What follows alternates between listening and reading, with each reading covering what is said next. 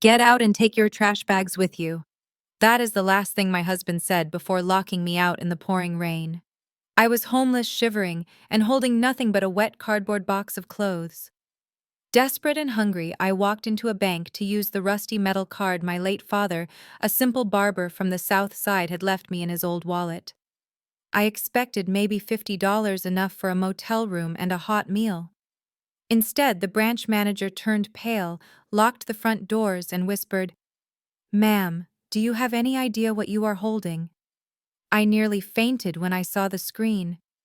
Before I tell you how I bought the company that fired me and evicted my husband from his own mansion, let me know where you are watching from in the comments below. Hit like and subscribe if you have ever been underestimated by the people who were supposed to love you. My name is Nia, and 30 minutes before my life fell apart, I was standing in the chef's kitchen of a $3 million estate in Buckhead, Atlanta. The air was thick with the rich, savory scent of slow-roasted ribs, collard greens, and caramelized yams. I had been up since 4 in the morning chopping, seasoning, and stewing. This was supposed to be a celebration. It was my mother-in-law Patricia's 60th birthday, and I wanted everything to be perfect. I wiped a bead of sweat from my forehead with the back of my hand, careful not to mess up the plating. I was the wife of Terrence, the CEO of Future Tech, one of the hottest startups in the city, but in this house I often felt more like the hired help than the lady of the manor. Suddenly, the double doors to the kitchen swung open with a violent bang. Tiffany, my brother-in-law's wife, stormed in. The click-clack of her heels on the marble floor sounded like gunfire. Tiffany was a petite blonde woman who wore her wealth like a weapon. She was dressed in a vintage Chanel gown that likely cost more than my first car. She stopped in the middle of the room, her nose wrinkling as if she had just stepped into a sewer. "Oh my God! Nia, are you serious right now?" she shrieked, her voice echoing off the stainless steel appliances. She pointed a manicured finger at a tiny, almost invisible droplet of barbecue sauce that had landed near the island. I rushed over with a rag. "I am so sorry, Tiffany. I was just plating the ribs and it must have splattered. Let me get that." "Do not touch it," she snapped, stepping back as if I were contagious. "You are making the entire downstairs smell like a grease trap. This is a black tie event for senators and investors, not a neighborhood block party in the ghetto. Do you want the smell of cheap pork to cling to my Dior dress?" I flinched. It was not the first time Tiffany had made a comment like that. She loved to remind everyone that while Terrence and his family had climbed the social ladder to the elite circles of Atlanta, I was still just Nia from the South Side, the daughter of a barber and a school lunch lady. "This is Patricia's favorite meal," I said, trying to keep my voice steady. "She specifically asked for her mother's recipes." Tiffany rolled her eyes. "She asked for that when it was just family. Tonight we have investors coming. People who matter. We cannot have them thinking we eat like this." She walked over to the counter where I had laid out the platter of cornbread. With a casual flick of her hand, she shoved the silver tray. It slid across the marble and crashed onto the floor. Golden crumbs scattered everywhere, mixing with the spilled sauce. "Oops," she said, her face devoid of any apology. "Looks like you have a mess to clean up. Better get on your knees and scrub it before the guests arrive. We cannot have the floor sticky when Senator Davis walks in." My hands trembled as I looked at the ruined food. I had spent 2 hours getting that cornbread perfect. I wanted to scream. I wanted to tell her to get out of my kitchen, but I bit my tongue. I always bit my tongue. I did it for Terrence. I did it to keep the peace. I knelt down and began picking up the pieces of bread, my knees aching against the hard stone. Just then, the side door opened. It was Patricia, my mother-in-law. She was adjusting a diamond earring, looking regal in a floor-length silver gown. I looked up, hoping for a savior. Hoping she would see Tiffany standing over me, smirking while I cleaned up her mess. Hoping she would defend me. "Patricia, look," Tiffany said, her voice instantly transforming into a sweet, concerned whine. "Nia dropped the food everywhere. The smell is overwhelming." I tried to tell her this menu was too heavy for a cocktail hour. Patricia looked down at me. She did not offer a hand to help me up. She did not ask if I was okay. She just sighed, a sound of pure exhaustion and disappointment. Nia, honestly, Patricia said, checking her reflection in the oven door. We have VIPs arriving in 15 minutes. I cannot believe you are down on the floor making a scene. I stood up, brushing crumbs from my apron. Mom Tiffany pushed the tray. And this is the food you asked for. I made it exactly how you like it. Patricia waved her hand dismissively. Plans change, Nia. We need to project an image of sophistication tonight. Terrence is announcing his IPO soon. We cannot have the house smelling like a soul food kitchen. It sends the wrong message. The wrong message. The words cut deep. For 10 years, I had supported Terrence. I had worked 2 jobs while he coded in our basement. I had used my own credit score to secure the loan for his first server.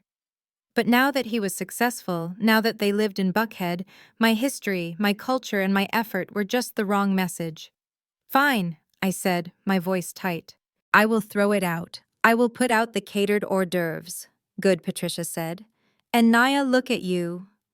I looked down. I was wearing a simple but elegant navy dress under my apron. It was modest, but it was tailored and clean. What is wrong with my dress? I asked. It is just a bit plain, Patricia said, wrinkling her nose. You look like you are going to a church potluck. Standing next to Tiffany and me, you are going to stick out. You know how the press is. They will think you are part of the staff. Tiffany giggled, covering her mouth with her hand. Actually, that gives me an idea, Patricia said, snapping her fingers. One of the catering servers called in sick. We are short-handed for the champagne service. Since you are already making a mess in the kitchen, why don't you just help out? I stared at her. You want me to serve drinks? At my husband's company party? At your birthday? It would really help the family, Nia. Patricia said, her voice taking on that manipulative edge I knew so well.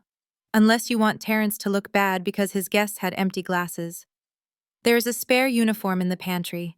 Black pants, white shirt. It should fit you. You have put on a little weight lately anyway, so the loose fit will be flattering. I felt tears pricking the corners of my eyes. This was a new low.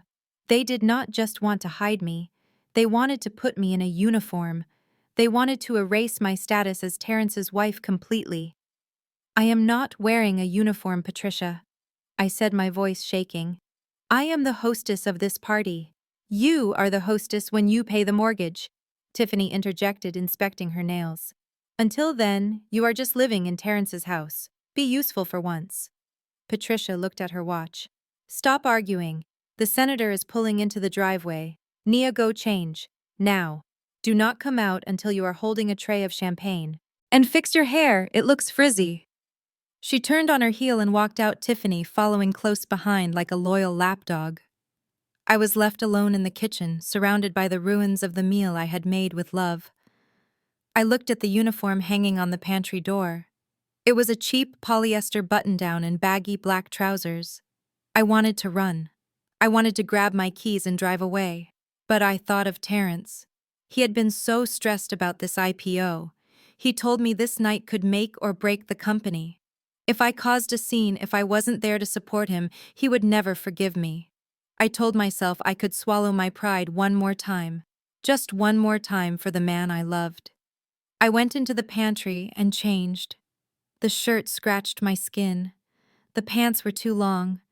I tied my hair back into a severe bun, trying to hide the texture my mother-in-law hated so much. I looked in the reflection of the window. I did not look like the wife of a CEO. I looked like a ghost. I took a deep breath, grabbed a silver tray, and loaded it with crystal champagne flutes. I pushed open the kitchen doors and stepped into the grand foyer. The party was in full swing. A string quartet was playing softly in the corner. Men in tuxedos and women in glittering gowns laughed and clinked glasses. The chandeliers sparkled overhead, casting a warm glow on everyone. Everyone except me. I moved through the crowd, offering drinks, keeping my head down. I felt invisible. People took glasses from my tray without making eye contact, continuing their conversations as if I were a piece of furniture. Then the heavy oak front doors opened. The room went silent. It was Terrence. My heart leaped. My husband was here. He would fix this. He would see me in this ridiculous uniform and tell his mother she had gone too far. He would take the tray from my hands and tell everyone that I was his wife, his partner, his equal. Terrence stepped into the light. He looked incredible in a custom-made midnight blue tuxedo. He exuded power and confidence, but he was not alone. Linked through his arm was a woman. She was young, maybe 22. Her skin was flawless, glowing under the lights. She wore a red silk dress that clung to every curve with a slit that went up to her thigh. She was stunning. She looked like everything Patricia and Tiffany wanted me to be. Terrence smiled at the crowd, a dazzling, camera-ready smile. He patted the woman's hand resting on his arm. "Good evening, everyone," he announced, his voice booming with charisma. "Thank you for coming. I want to introduce you to someone very special. This is Jasmine. She is the new strategic investor for future tech." The room erupted in applause. Tiffany clapped the loudest, whispering something to Patricia, who beamed with approval. I stood frozen near the staircase, the heavy silver tray trembling in my hands. Strategic investor. I knew the company's finances better than anyone. I had never heard the name Jasmine. I had never seen a term sheet for her. Terrence guided Jasmine into the room. He leaned in and whispered something in her ear, and she threw her head back, laughing a musical, intimate laugh. It was a look of intimacy I had not seen from him in years. He walked right past me. He looked directly at me. I saw his eyes flicker over my waiter's uniform, over my pulled-back hair, over the tray in my hands. For a split second our eyes locked. I waited for the recognition. I waited for the outrage. Instead, he looked away. He looked right through me, as if I were exactly what his mother said I was. Just the help. He turned his attention back to Jasmine, placing a hand possessively on the small of her back as he led her toward the bar. My heart shattered into 1,000 pieces right there in the foyer. The champagne glasses rattled on my tray. I realized then that the uniform was not just a costume. It was my reality. To them, I had no value beyond what I could serve. And my husband, the man I had built from nothing, had just replaced me in front of the entire city. The applause in the grand foyer was deafening, a wave of adoration washing over Terrence as he stood on the sweeping staircase. He looked like a king surveying his kingdom, the crystal chandelier casting a halo around his freshly trimmed fade. I stood in the shadows near the kitchen door, my hands cramping around the silver tray of empty champagne flutes. My feet ached in the cheap service shoes Patricia had forced me to wear, but my heart was racing with a desperate, foolish hope. This was it. This was the moment. He was announcing the IPO. Future Tech was going public.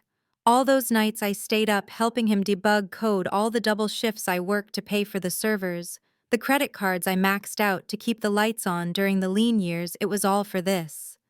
Surely now that he had made it, he would acknowledge me. He would tell these senators and socialites that he didn't do it alone.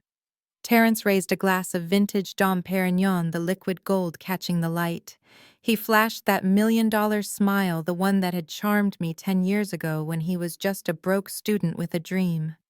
To Future Tech, he boomed his voice rich and commanding. "We are about to change the world. But no man builds an empire alone." My breath hitched. I took a half step forward, ready to step out of the shadows. I smoothed the front of my ill-fitting waiter's uniform. It didn't matter what I was wearing. I was his wife. I was his partner. "I want to propose a toast," Terrence continued, his eyes scanning the crowd.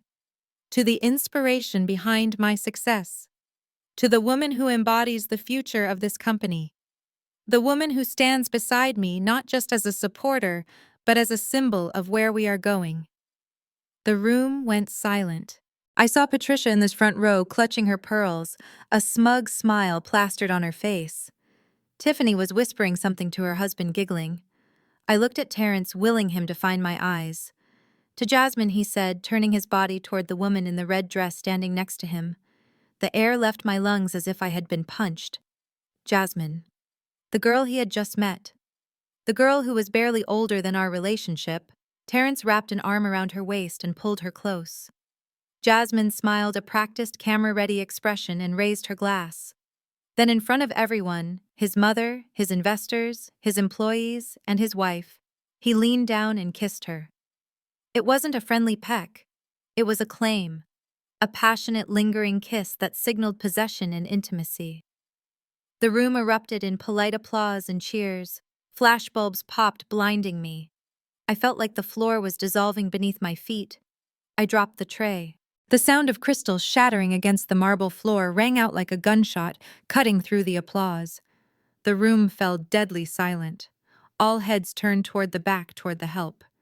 Terrence broke the kiss and looked up, annoyance flashing across his face. When he saw it was me, his expression didn't soften. It hardened into something cold and unrecognizable. "Excuse me for a moment," he said smoothly to the crowd, his charm not faltering for a second. "Just a minor housekeeping issue." He strode across the room, grabbing my arm with a grip that was tight enough to bruise. He didn't say a word as he dragged me out of the foyer, past the staring guests and down the hallway to his private study. He shoved me inside and slammed the heavy oak door, locking it with a click that echoed in the sudden silence. The study was magnificent, lined with mahogany bookshelves and smelling of expensive leather and ambition. It was a room I had decorated, a room paid for with the bonus from my second job 3 years ago. Terrence walked over to his massive desk and picked up a thick manila envelope. He turned to face me, his face devoid of the warmth he had just shown that stranger. "You embarrassed me," he said, his voice low and dangerous. "You dropped a tray in front of Senator Davis. Do you have any idea how clumsy and low-class that looks?" I stared at him, tears streaming down my face. "I embarrassed you. You just kissed another woman in front of the entire city. You toasted her as the key to your success. I am your wife, Terrence. I built this company with you. I fed you when we had nothing." "That is the past, Nia," he snapped, throwing the envelope onto the desk. It slid across the polished wood and stopped right in front of me. "This is the future." I looked down. The document peeking out of the envelope was titled "Petition for Dissolution of Marriage." Divorce papers. "What is this?" I whispered, my hands shaking so hard I could barely touch the paper. "It is exactly what it looks like," Terrence said, leaning back against his desk and crossing his arms. "I am filing for divorce. My lawyers drafted this weeks ago. I was going to wait until after the IPO launched, but your little stunt in the kitchen with Tiffany, and now this mess in the foyer, forced my hand. Why?" I asked, my voice breaking. "Is it because of her, Jasmine?" "It is not just about her, Nia. It is about us. Or rather, it is about you." He sighed, looking at me with a mixture of pity and disdain. "Look at yourself. You are wearing a waiter's uniform. Your hair is frizzy. You have barbecue sauce under your fingernails." "You made me wear this," I screamed.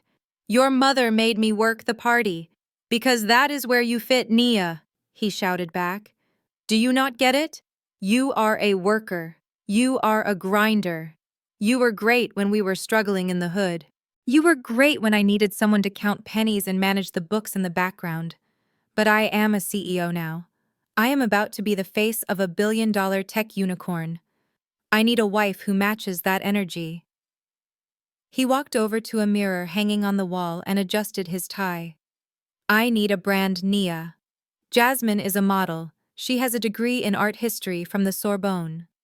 She speaks French. She knows how to walk in heels without tripping. She is an asset. You are a liability. You are too plain, too domestic, too basic." I felt like I was suffocating. The man I had sacrificed everything for was telling me I was being fired from my own marriage because I didn't fit the brand image. "I am not signing these," I said, pushing the papers away. "I am not letting you throw me away like garbage. I own half of everything, Terrence. Half of this house, half of the company. Georgia is an equitable distribution state. You can't just replace me." Terrence laughed. It was a cruel, dry sound. "Oh, Nia, you really should read the things you sign. What are you talking about? Remember 6 months ago when we refinanced the house to get the capital for the expansion? You signed a stack of documents. You trusted me. I felt a cold knot form in my stomach. Yes. You said it was for the business loan. It was, he said, smiling. But buried in that stack was a quitclaim deed.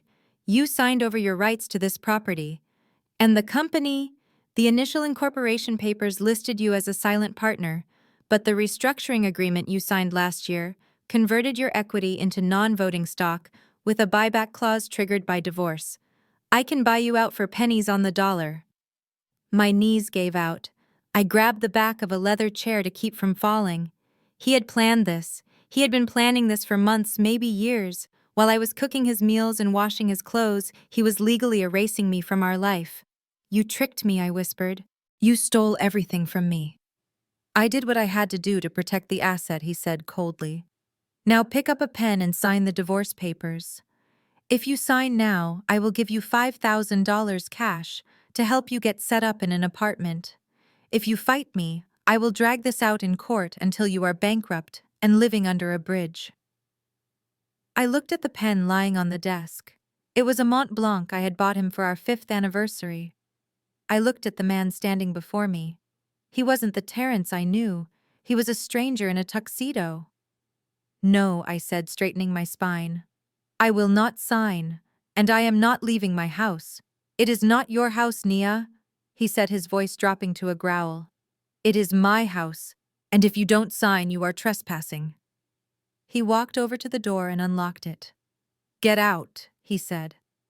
I am not going anywhere, I said, though my voice trembled. Fine, he said. Have it your way. He grabbed my arm again, rougher this time. He dragged me out of the study and toward the back service entrance. Terrence, stop! I yelled, trying to pull away. He ignored me. He opened the back door. Outside, the sky had opened up. Rain was pouring down in sheets, thundering against the pavement. A crack of lightning illuminated the backyard. He shoved me. I stumbled over the threshold and fell onto the wet concrete of the patio. The rain soaked through my thin waiter's shirt in seconds. I gasped the cold water, shocking my system. He threw the cardboard box of my old clothes, the ones I had packed away in the garage, out after me. It landed in a puddle water, immediately seeping into the cardboard. You want to act like trash? Then stay outside with the trash, he spat. Do not come back until you are ready to sign. He slammed the door. I heard the deadbolt slide home. I was alone in the dark, in the rain, with nothing but the clothes on my back and a box of soggy memories. I pounded on the door, screaming his name, but the music from the party inside was already drowning me out. I was locked out of the life I had built, while inside my husband was celebrating his future with the woman who fit the brand. The rain was not just falling, it was punishing me, hammering against my skin like icy needles as I scrambled to gather the few belongings that had spilled from the soggy cardboard box. My old college sweatshirts, a pair of worn sneakers, and a framed photo of my father lay scattered on the wet pavement, soaking up the muddy water. I fell to my knees, scraping them against the rough concrete, trying to shield the photo frame with my body. But the glass was already cracked, a spiderweb fracture right over my father's smiling face. It felt like an omen, like the last sturdy thing in my life had finally broken under the weight of my husband's betrayal. The music from inside the mansion was muffled now, a heavy bass thumping that sounded like a heartbeat mocking me from the warmth I was no longer allowed to enter. I reached for a soaking wet hoodie, trying to wring it out, when a beam of harsh white light blinded me.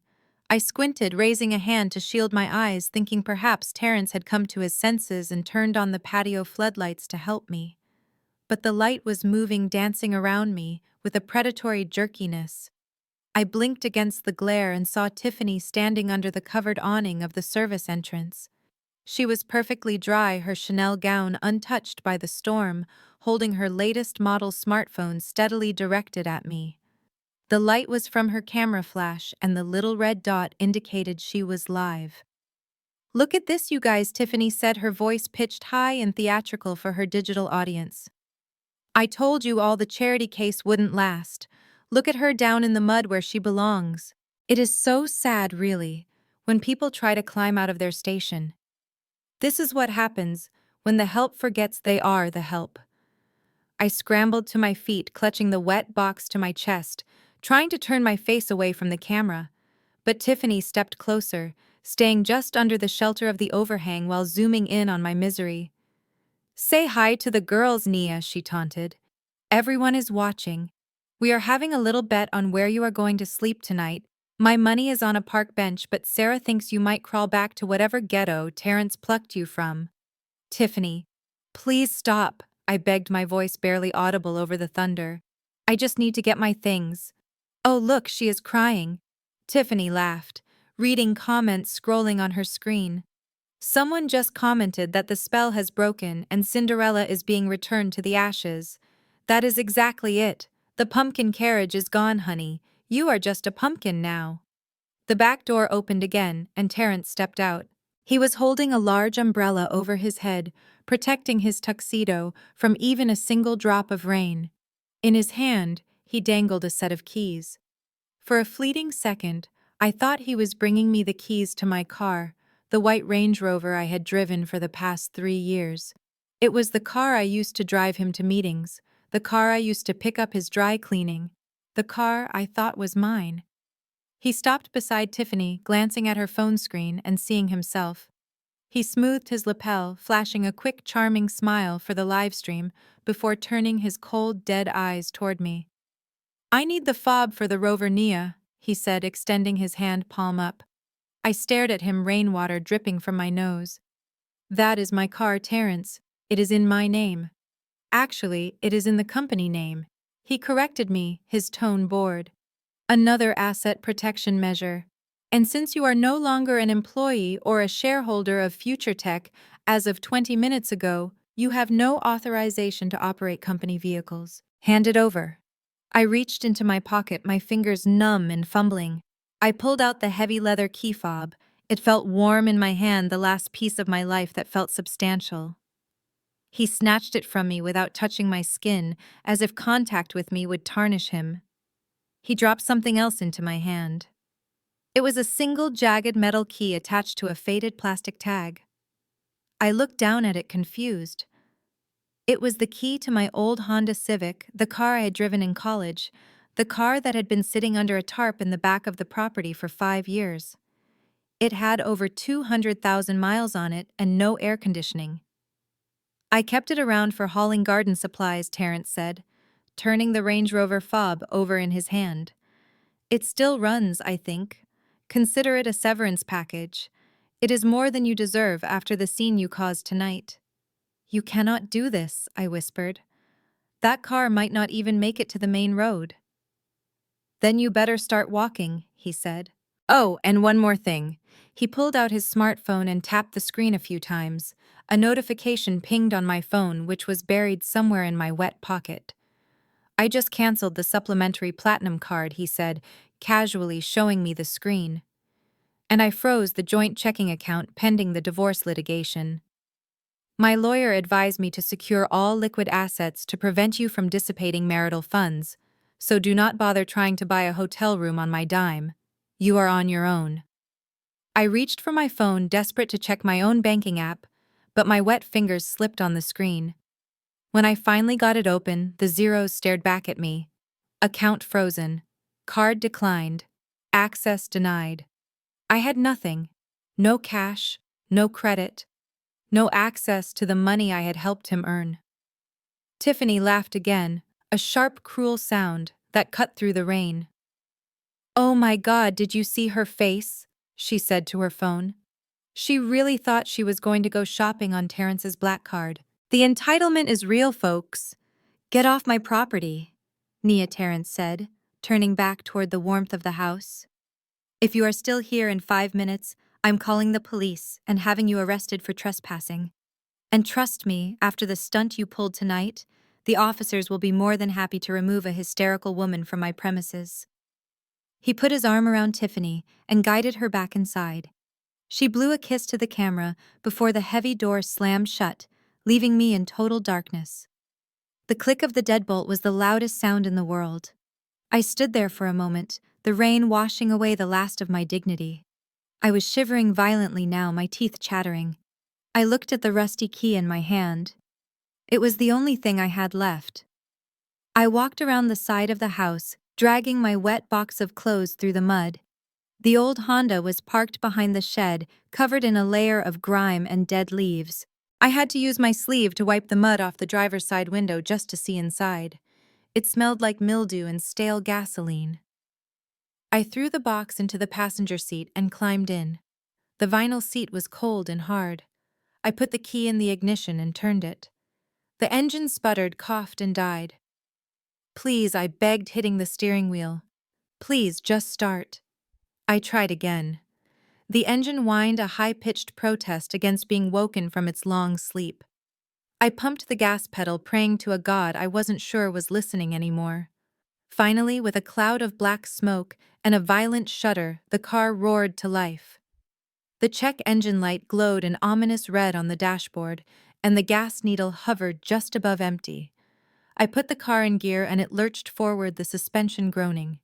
I drove down the long, winding driveway, passing the rows of luxury cars parked for the party: Mercedes, Bentleys, Porsches, and me in my rattling, rusting Honda.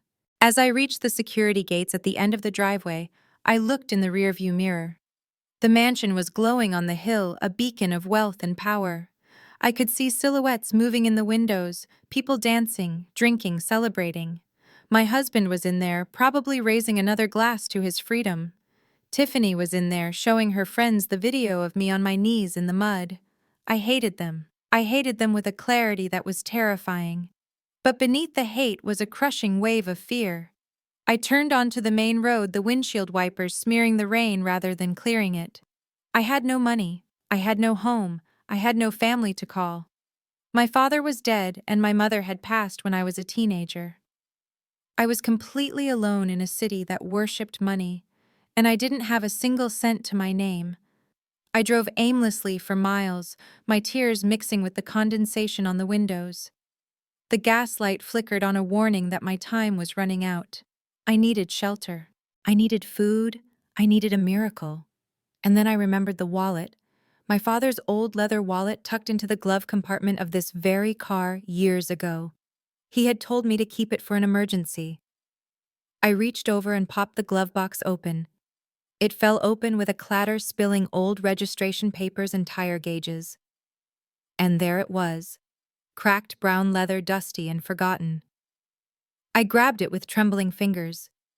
I didn't know what I expected to find. Maybe a $20 bill he had stashed away. Maybe just old receipts. I pulled over under a flickering street lamp near a closed gas station. I opened the wallet. It was empty of cash. My heart sank. But tucked into the back flap behind a picture of me as a little girl was a card. It wasn't a credit card. It was heavy, made of black metal with no numbers on the front, just a gold chip and my father's signature etched in silver. Otis Williams. I stared at it. My father was a barber. He cut hair for $20 a head. He lived in a 2-bedroom apartment his whole life. What was this? It looked like a prop, a toy, but it felt cold and substantial in my hand. I had nothing else, no other options. The gas gauge was on E. My stomach was cramping with hunger. I looked up and saw a bank across the street, the ATM lobby lights glowing in the dark. It was a long shot. It was probably nothing. But it was the only chance I had. I put the car in gear and drove across the street. I didn't know it then, but as I stepped out of that car into the rain, clutching that mysterious metal card, I wasn't just walking into a bank. I was walking into a new life, and Terrence and Tiffany were about to learn that they had made a very, very expensive mistake. The cold woke me up before the sun did. It was a bone-deep chill that seeped through the thin vinyl of the car seat and settled into my marrow. I curled tighter into a ball, pulling my knees to my chest, trying to preserve whatever body heat I had left, but the old Honda Civic was little more than a metal icebox. My breath fogged the windows, creating a barrier between me and the harsh reality of the Walmart parking lot. I wiped a circle on the glass and peered out. The world was gray and bleak. A few RVs were parked in the distance, their curtains drawn tight, and a security patrol car was making its slow rounds, its yellow lights flashing in the dawn mist. I ducked down, terrified that the guard would see me, knock on the window, and tell me to move along. I was the wife of a tech CEO yesterday. Today I was a vagrant hiding in a 24-hour parking lot. My stomach gave a violent twist, a sharp reminder that I hadn't eaten since a piece of toast at 4 the previous morning. The hunger was a physical pain, a cramping hollowness that made my hands shake. I looked at the dashboard clock, 6:30 in the morning. My mouth tasted like copper and despair. I sat up, my joints popping, and caught a glimpse of myself in the rearview mirror. I barely recognized the woman staring back. My hair was escaping its bun in frizzy tendrils, my eyes were swollen shut from crying, and there was a smudge of dirt on my cheek from when I had fallen in the driveway. I looked like everything Tiffany had said I was. Broken. Worthless. I reached for the glove compartment again, needing to hold on to something that felt like love. I pulled out my father's wallet. It was worn soft at the edges, the leather cracked from years of being in his back pocket while he stood on his feet for 10 hours a day. I opened it and inhaled deeply. The scent was faint, but it was there. Bay rum, talcum powder, and peppermint, the smell of Otis's barber shop. I closed my eyes and I was back there. The checkered linoleum floor, the hum of electric clippers, the sound of old jazz playing low on the radio. My father Otis was a giant of a man with hands that were rough as sandpaper, but gentle enough to trim a baby's hair without waking him. He wasn't a rich man, or at least that is what I had always believed. We lived in a small house in the Bankhead neighborhood. He drove a truck that was older than I was. He wore the same gray work shirts every day. I remembered the day I brought Terrence home to meet him. It was 10 years ago. Terrence had been flashy even then, wearing a knockoff designer belt and talking loud about his big plans to disrupt the tech industry. My father had sat in his barber chair snapping a towel, watching Terrence with eyes that saw everything. Later, when Terrence had gone outside to take a phone call, my father had turned to me. He dusted the hair off his shoulders and looked me dead in the eye. "That boy is paint Nia," he had said, his voice rumbling like distant thunder. "What do you mean, Daddy?" I had asked, defensive. "I mean he is all surface. He shines real nice when the light hits him, but there is no foundation. You scratch the surface, and there is nothing underneath but drywall and rot." "Daddy, stop," I had argued. "He is going to be successful. He has vision." "Vision is cheap," Otis had said. "Character is expensive. Do not let the pretty paint fool you, baby girl. Value isn't what you see on the outside. Real value is in the foundation. It is in the land. It is in the things that don't move when the storm comes." I had ignored him. I thought he was just an old man who didn't understand the modern world. I thought he was jealous of Terrence's ambition. Now, sitting in a freezing car with no home and no husband, I realized my father had been the smartest man I ever knew. He saw the rot in Terrence before I even saw the shine. I looked down at the wallet in my hands. It was the only thing he had left me when he passed away from a sudden heart attack 4 years ago. I had been so busy building future tech with Terrence that I hadn't even properly mourned him. I had just taken the wallet, thrown it in the glove box, and promised myself I would go through it later. Later had taken 4 years to arrive. I opened the billfold. Empty. No cash. Just a few receipts from the hardware store and a picture of my mother who died when I was 12. I ran my thumb over her face, feeling a fresh wave of grief. Then I noticed the hidden slot behind the ID window. There was something tucked deep inside, something stiff. I used my fingernail to pry it out. It slid free and landed in my lap. It was a card, but not like any card I had ever seen. It was heavy cold to the touch, made of solid black metal.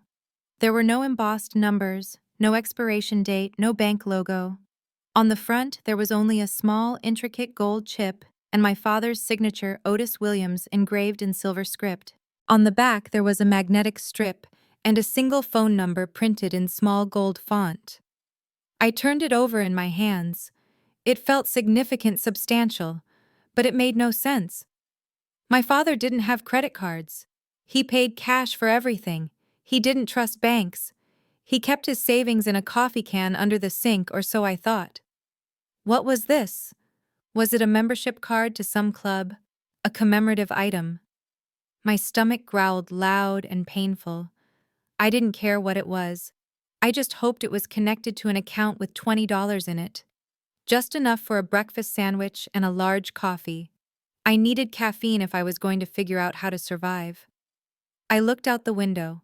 Across the parking lot beyond the highway overpass, I saw the skyline of downtown Atlanta rising into the morning mist. And right at the edge of the shopping center was a branch of Sovereign Capital Bank, the largest and most exclusive bank in the city. Terrence banked there. I had been there with him once to sign papers, feeling small and out of place in the marble lobby while he joked with the bankers. It was a long shot. A desperate, foolish long shot. But I had the key to a car with no gas, and a stomach that was eating itself. I had to try. I waited until 8:30 when the bank opened its doors. I tried to fix my hair in the rearview mirror, smoothing down the flyaways with spit, trying to look less like a woman who had slept in her car. I brushed the dried mud off my pants as best I could. I grabbed the black card and stepped out into the morning chill. The walk across the parking lot felt like a march to the gallows. My legs were weak and my head felt light. As I approached the bank, I saw the security guard standing by the glass doors. He was tall with a stern face, his arms crossed over his chest. He watched me approach, his eyes scanning my wrinkled clothes, my dirty shoes, the desperation in my walk. I kept my head high, channeling whatever dignity I had left. I am Nia Williams, I told myself. I am worthy. I reached the door. The guard took a step forward, blocking my path. "Can I help you, miss?" he asked, his tone making it clear he didn't think I had any business being there. "The lobby is for customers only. I am a customer." I lied, my voice raspy. "I need to make a withdrawal." "Do you have an account here?" he asked, looking skeptical. I held up the black metal card.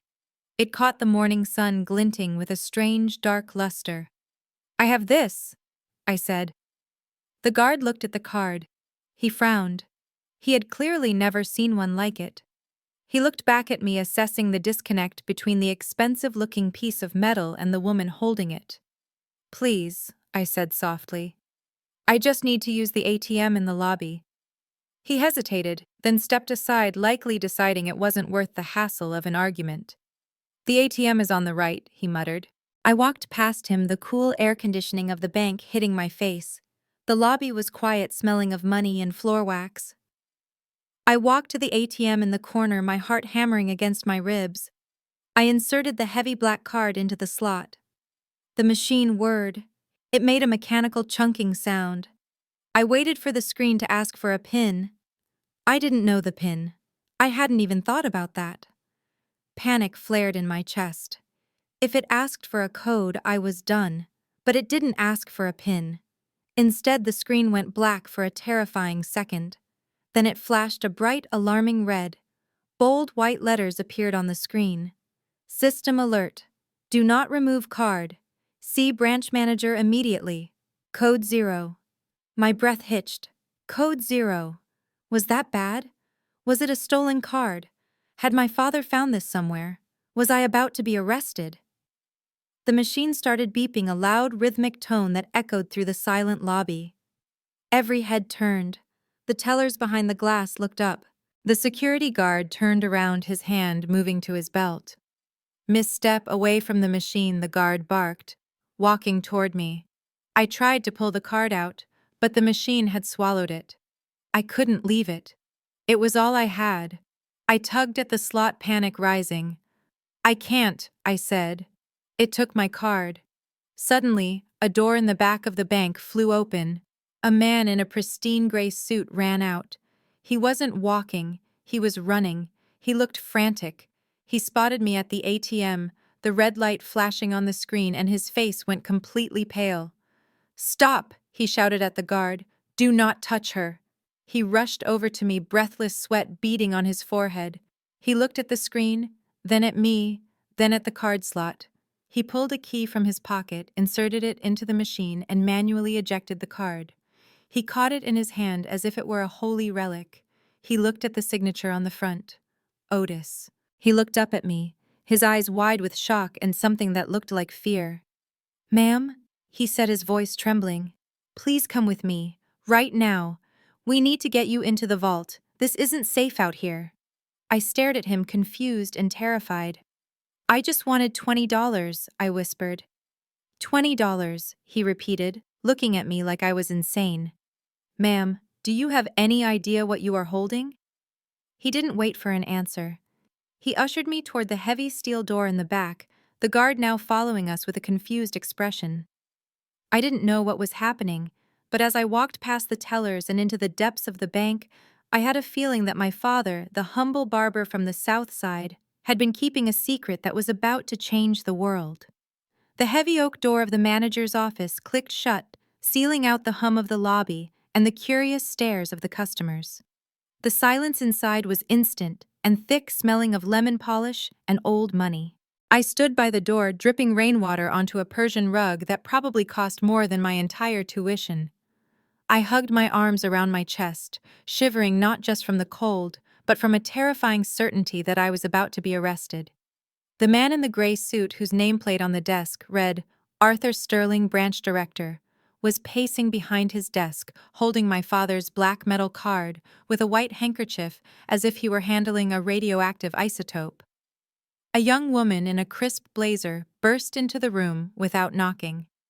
She glared at me with undisguised disgust, her eyes raking over my mud-stained pants and my frizzy wet hair. "Mr. Sterling," she said, her voice sharp and urgent. "I have security on the line.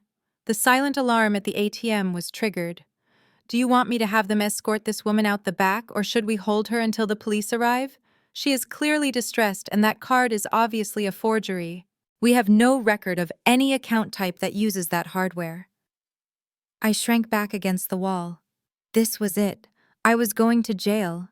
I would be the crazy homeless woman who tried to scam a bank with a fake card. I looked at Mr. Sterling, waiting for him to nod, waiting for the handcuffs. Instead, Mr. Sterling slammed his hand down on the desk. It was a violent, sudden sound that made both me and the assistant jump. "Cancel the call." "Sarah," he barked, his face flushed. "And if you ever speak about a guest of this bank with that tone again, you will be looking for employment elsewhere. This is not a police matter. This is a Code Zero. Do you understand me, Code Zero?" The woman's mouth fell open. She looked from him to me, her arrogance evaporating into confusion. "Code Zero. But sir, that protocol hasn't been used in—" "Get out," Sterling commanded, pointing at the door. "And bring us water, the crystal service. Now."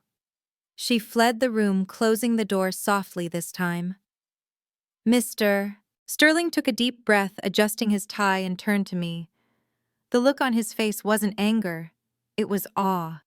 It was the look a religious man might give if he suddenly found an angel standing in his living room, even if that angel was covered in mud. "Please, Mrs. Williams, sit down," he said, gesturing to a leather wingback chair. "I apologize for the reception. We simply were not expecting you. We didn't think this card would ever be activated." I sat down gingerly, afraid I would stain the leather. "I don't understand," I whispered, my voice trembling. "It's just my dad's old card. He was a barber. I just needed $20 for food. I didn't mean to cause trouble." Sterling walked around the desk and sat on the edge of it, bringing himself down to my eye level. He looked at the card in his hand, tracing the signature with his thumb. "Your father was Otis Williams," he said softly, "the owner of Otis's barbershop on Martin Luther King Drive." "Yes," I said, tears welling up again. "He passed away 4 years ago." "I know," Sterling said. "I was at his funeral. I stood in the back. You wouldn't have seen me. There were too many people." I blinked. "You knew my father, Nia? May I call you Nia?" he asked. I nodded. "Nia, your father was not just a barber. That shop was his office, yes. It was where he held court. but it was not his livelihood. He stood up and walked over to a large map of Atlanta framed on the wall behind his desk. It was a zoning map color-coded by district. He pointed to a large swath of the downtown area encompassing the financial district, the new tech corridor, and the historic neighborhoods that were currently being gentrified at lightning speed. In the late 1960s and early 70s, after the riots and during the White Flight when everyone was selling their property for pennies on the dollar to get out of the city your father was buying, Sterling said. He bought vacant lots. He bought abandoned warehouses. He bought apartment buildings that had been condemned. He bought them through shell companies and trusts, so no one would know a black man from the South Side was acquiring the city's spine. I stared at the map. My father. The man who clipped coupons for groceries, the man who drove a truck until the wheels fell off. He believed in land.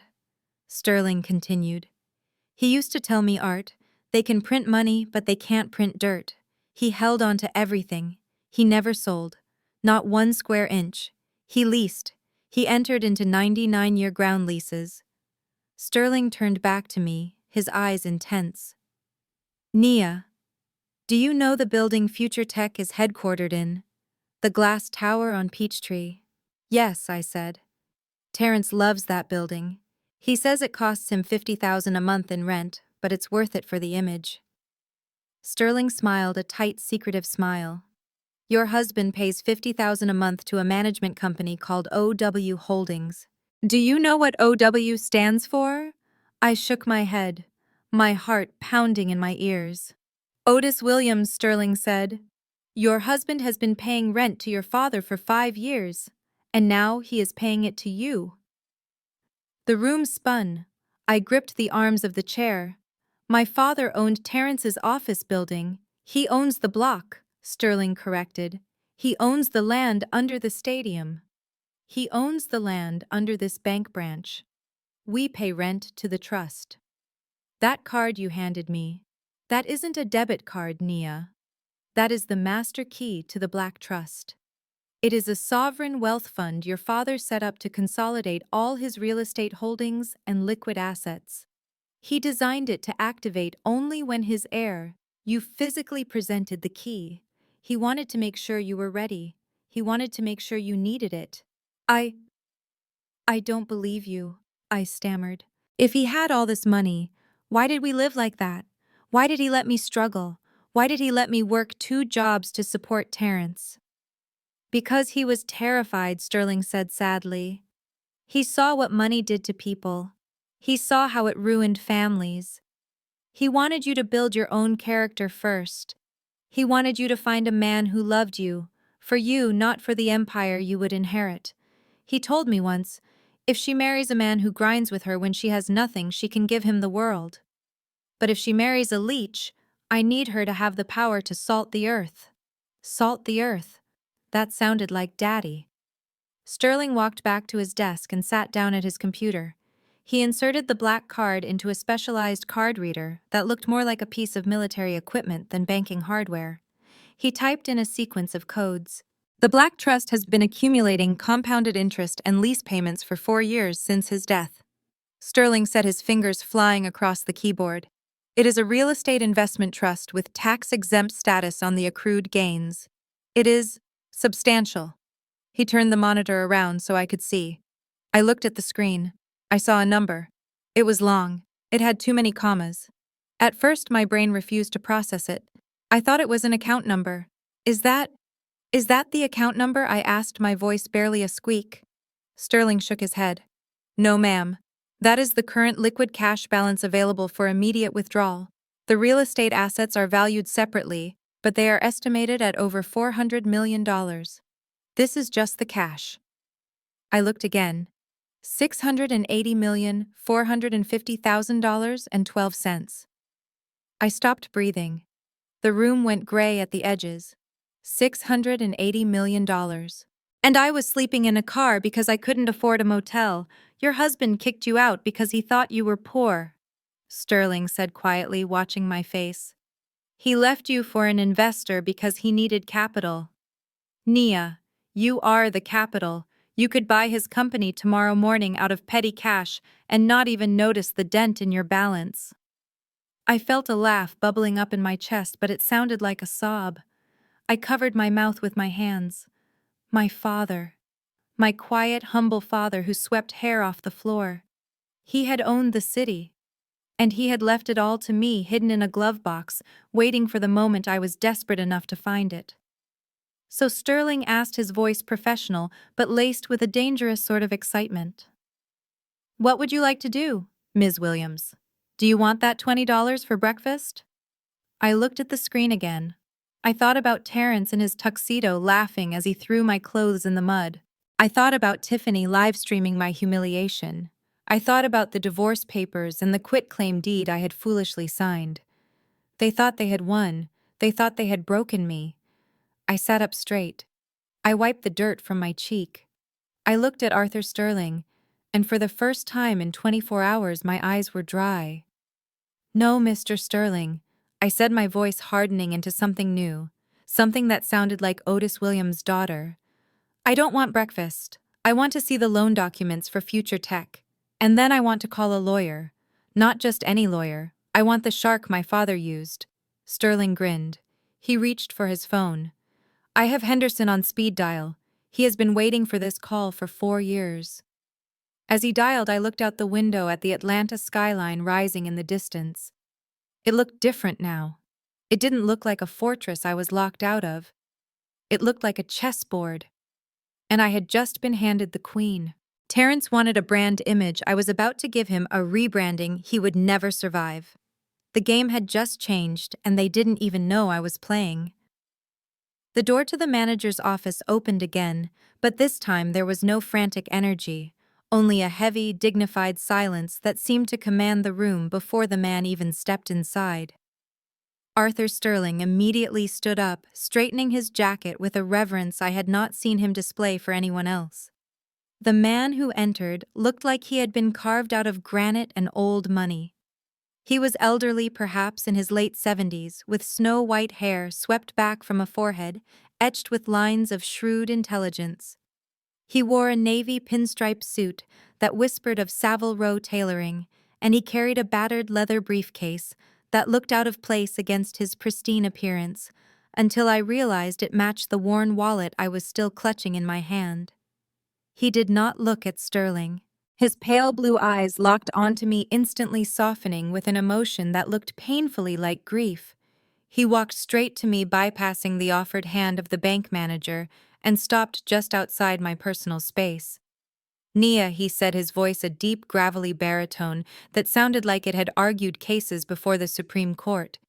"You have your mother's eyes. Otis always said you did, but seeing you now, it is like looking at a ghost." I stood up, feeling small in my dirty clothes next to this titan of industry. "Who are you?" "I am Elias Henderson," he said, setting the briefcase on the desk with a heavy thud. "I was your father's attorney for 40 years. I am the executor of the Black Trust, and I have been waiting for you to walk through that door since the day we buried him." Sterling poured a glass of water for the newcomer, his hands shaking slightly. Henderson sat down, unlatched the briefcase, and pulled out a thick file folder marked simply with my name. He placed it in front of me. "Your father was a brilliant man," Nia Henderson began, folding his hands over the file. "But he was also a paranoid one. He knew what money did to people. He saw it destroy his own brothers when the first land deals went through in the 80s. He swore he would never let that happen to you. He told me he was broke," I whispered, running my hand over the file. "He let me pay for his medication. He let me work double shifts at the diner to buy his tombstone." Henderson nodded, his expression grim. "That was the test. It was the hardest thing he ever did. He sat in my office and cried the day you took that second job. He wanted to give you the world, Nia, but he needed to know that you could survive without it. And more importantly, he needed to know who would stand by you when the well was dry." He looked at the empty chair next to me, the space where a husband should have been. "He knew about Terrence, didn't he?" I asked, the realization settling in my stomach like lead. "He had Terrence investigated the week you brought him home," Henderson said calmly. He knew about the maxed-out credit cards Terrence was hiding. He knew about the exaggerated college transcripts. He knew Terrence saw you not as a partner, but as a ladder. Otis told me, "If that boy thinks she is poor and still stays, maybe I am wrong. But if he thinks she is rich, he will bleed her dry and leave her husk." I felt a tear slide down my cheek. Daddy knew. He watched me struggle, watched me build future tech with my sweat and tears, all to protect me from the very moment I was living right now. He didn't just watch, Nia Henderson said, his voice hardening. Otis was a strategist. He knew that if Terrence ever succeeded, he would try to discard you. So your father bought insurance. He opened the file. Inside were stacks of financial documents, loan agreements, and promissory notes. I saw the logo for Future Tech on the top of the stack. "What is this?" I asked. Over the last 5 years, every time Terrence needed capital to expand, every time he needed a bridge loan to make payroll or buy new servers, he went to a venture capital firm called OW. Ventures, Henderson explained. He thought he was dealing with a faceless conglomerate. He didn't know OW stood for Otis Williams. I stared at the papers. My father funded Future Tech. He bought the debt, Henderson corrected. He didn't buy equity. He bought the liability. Your father owns the notes on Terrence's startup loans. He owns the equipment leases. He owns the operational debt. Sterling stepped forward, tapping a specific document. And he owns the mortgage on the Buckhead mansion. Terrence refinanced 6 months ago to pull out cash for the IPO roadshow. He leveraged the house to the hilt. The bank sold that mortgage to the trust the next day per your father's standing instructions. The room spun. I owned the debt. I owned the loans. I was the bank. Terrence had kicked me out of a house that effectively belonged to me. But why does this matter now? I asked, looking up at Henderson. If he goes public with the IPO, he will pay off the debt. He will be rich. He won't need the loans anymore. Henderson smiled, a shark-like baring of teeth that told me exactly why he was the most feared lawyer in Atlanta. That is the situation, Nia. Terrence is cash poor. He spent everything on appearances on the cars, on the parties on that girl Jasmine. He needs a bridge loan to get to the IPO launch next month. He needs $5 million to cover the underwriter's fees and the marketing blitz. Without it, the IPO fails. The company collapses under the weight of its own overhead. Sterling pulled a fresh document from his printer. It was a loan application. It was dated this morning. "He just applied an hour ago," Sterling said. "He is in the VIP lounge at our Midtown branch right now waiting for approval. He is using the house and the remaining company assets as collateral. He is desperate. If we deny him, he is finished." I looked at the application. I saw Terrence's signature, bold and arrogant.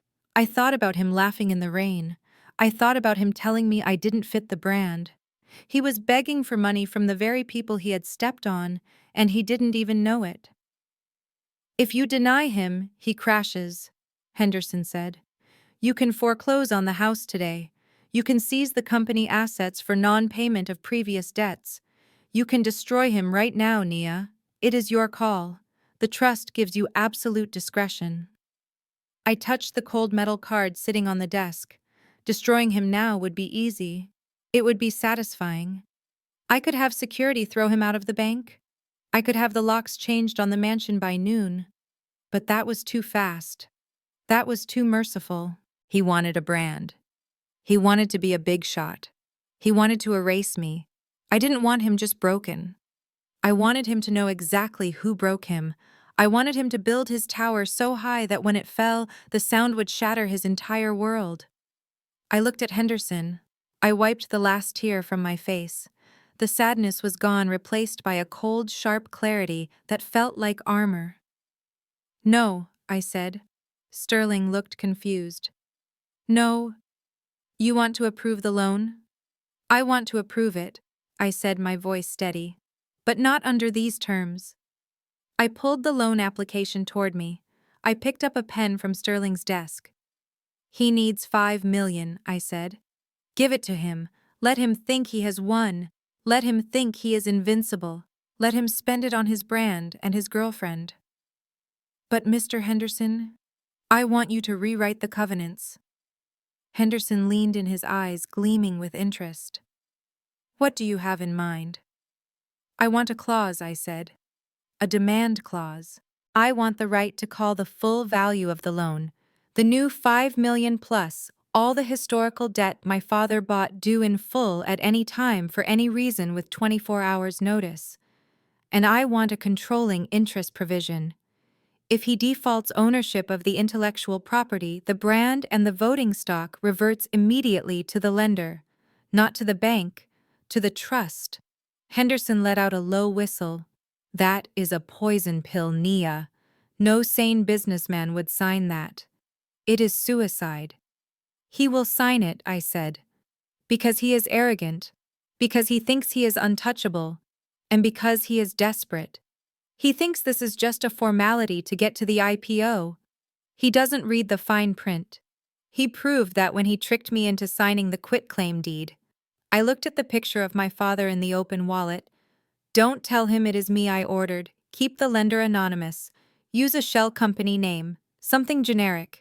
Let him think it is just corporate finance. Sterling looked at Henderson. Can we do that? Henderson picked up his briefcase. He stood up, looking at me with a pride that made my chest ache. We can do whatever the client wants, Arthur, and I believe the client just decided to go hunting. Henderson took the file. I will draft the papers immediately. We will present them to him within the hour. He will sign. And when he does, you will own him body and soul. I stood up. I smoothed down my dirty shirt. I didn't feel like a victim anymore. I felt like the CEO of my own life. Do it, I said. Give him the money. Let him have his party. Because when the bill comes due, I want to be the one holding the receipt. The transformation began the moment I walked out of the bank. It wasn't just about buying new clothes or getting a haircut. It was about shedding the skin of the woman Terrence had convinced me I was. That Nia, the one who apologized for taking up space, who wore shapeless dresses to hide her curves, because Patricia said they were too much, who cooked and cleaned and shrank herself, she was gone. In her place was something sharper, harder, and infinitely more dangerous. I started with my living situation. Henderson had offered to help me find a discreet place, but I didn't want discreet. I wanted a view. I wanted to see my enemy. Using a shell company Henderson set up, I purchased the penthouse directly across the street from the Future Tech headquarters. It was a glass box in the sky, modern and cold, with a direct line of sight into Terrence's corner office. I stood on my balcony that first night, watching the tiny figure of my husband pacing back and forth, probably stressing over the loan application he had just submitted. It gave me a thrill I hadn't expected. I was the ghost in the machine, the unseen hand guiding his fate, and he didn't even know I was watching. Next came the physical transformation. I went to a salon in Buckhead, not the one Patricia went to, but a place known for edgy, high-fashion cuts. I told the stylist to cut it all off. No more bun, no more hiding. When she finished, I stared at myself in the mirror. My hair was short, a sleek, textured pixie cut that highlighted my cheekbones and eyes. I looked fierce. I looked like money. Then the wardrobe. I didn't go to the department stores where Tiffany shopped for labels to plaster across her chest. I went to a boutique in Phipps Plaza that catered to old money and European royalty. I bought structured blazers in deep emerald and navy silk trousers that flowed like water and heels that clicked with authority. Everything was tailored to within an inch of its life. No logos, no flash, just impeccable quality that whispered power instead of screaming it. When I walked down the street, people didn't look past me anymore. They moved out of my way. But the most important part of the transformation was the plan. I sat in my new living room surrounded by monitors displaying stock tickers and real estate listings mapping out Terrence's destruction. It would have been easy to sign the divorce papers and walk away with a settlement. Henderson had told me I could probably get a few million if I fought. But a few million wasn't enough. Not after he erased me, Not after he humiliated me. I didn't want his money. I wanted his legacy. I wanted him to lose the one thing he loved more than himself, his image. I decided not to file for divorce yet. Let him think I was stalling. Let him think I was broken and hiding. The longer we were married, the more leverage I had. And more importantly, I needed to be his wife when the loan covenants kicked in. I needed to be the one standing next to him when the house of cards fell, so I could be the one to push the final wall down. I spent the next 3 days setting traps. I used the resources of the Black Trust to quietly buy up the debt of his suppliers. I acquired the parking garage where he kept his precious sports cars. I even bought the catering company he used for his office lunches. Everywhere he turned, he was paying me. Every time he swiped his card, he was feeding the beast that would eventually eat him. Then my phone buzzed. It was a text from Tiffany. I looked at the screen, a smile curling the corners of my mouth. Nia, are you done crying in the gutter yet? We need the storage room cleared out. Terrence wants to turn it into a wine cellar for the IPO party. Come get your junk, or I am throwing it in the dumpster. If you clean it out fast, maybe I can convince Terrence to let you sign the papers without a lawyer present so you don't embarrass yourself further. I laughed. It was a genuine dark laugh. They still thought I was the old Nia. They thought I was desperate to sign, desperate to please. They had no idea I held the deed to the very house she was standing in. I typed back, my fingers flying across the screen. Sure, Tiffany. I will be there tomorrow at noon. I will clean it out. I hit send and stood up, walking to the floor-to-ceiling window. I looked across the street at Terrence's office. The lights were still on. He was working late, probably counting the money from the loan I had just approved. I wasn't going back to clean. I was going back to inspect my property and to plant the final seeds of their destruction. I checked my reflection in the glass. The woman staring back wore a silk blouse that cost more than Tiffany's wedding ring. Her hair was sharp. Her eyes were cold. Get ready, Tiffany, I whispered to the glass. You wanted a maid. You are about to get a landlord. I turned away from the window and picked up my purse. It was time to go home. The iron gates of the Buckhead estate swung open, but this time I did not drive through them in a luxury SUV. I walked up the long, winding driveway in my sensible flats and a nondescript beige trench coat, carrying a plastic bucket of cleaning supplies. It was a prop, of course, but a necessary one. To get what I needed, I had to become exactly what they expected to see. The broken ex-wife, the desperate woman, the help. I let myself in through the side door, the code still unchanged.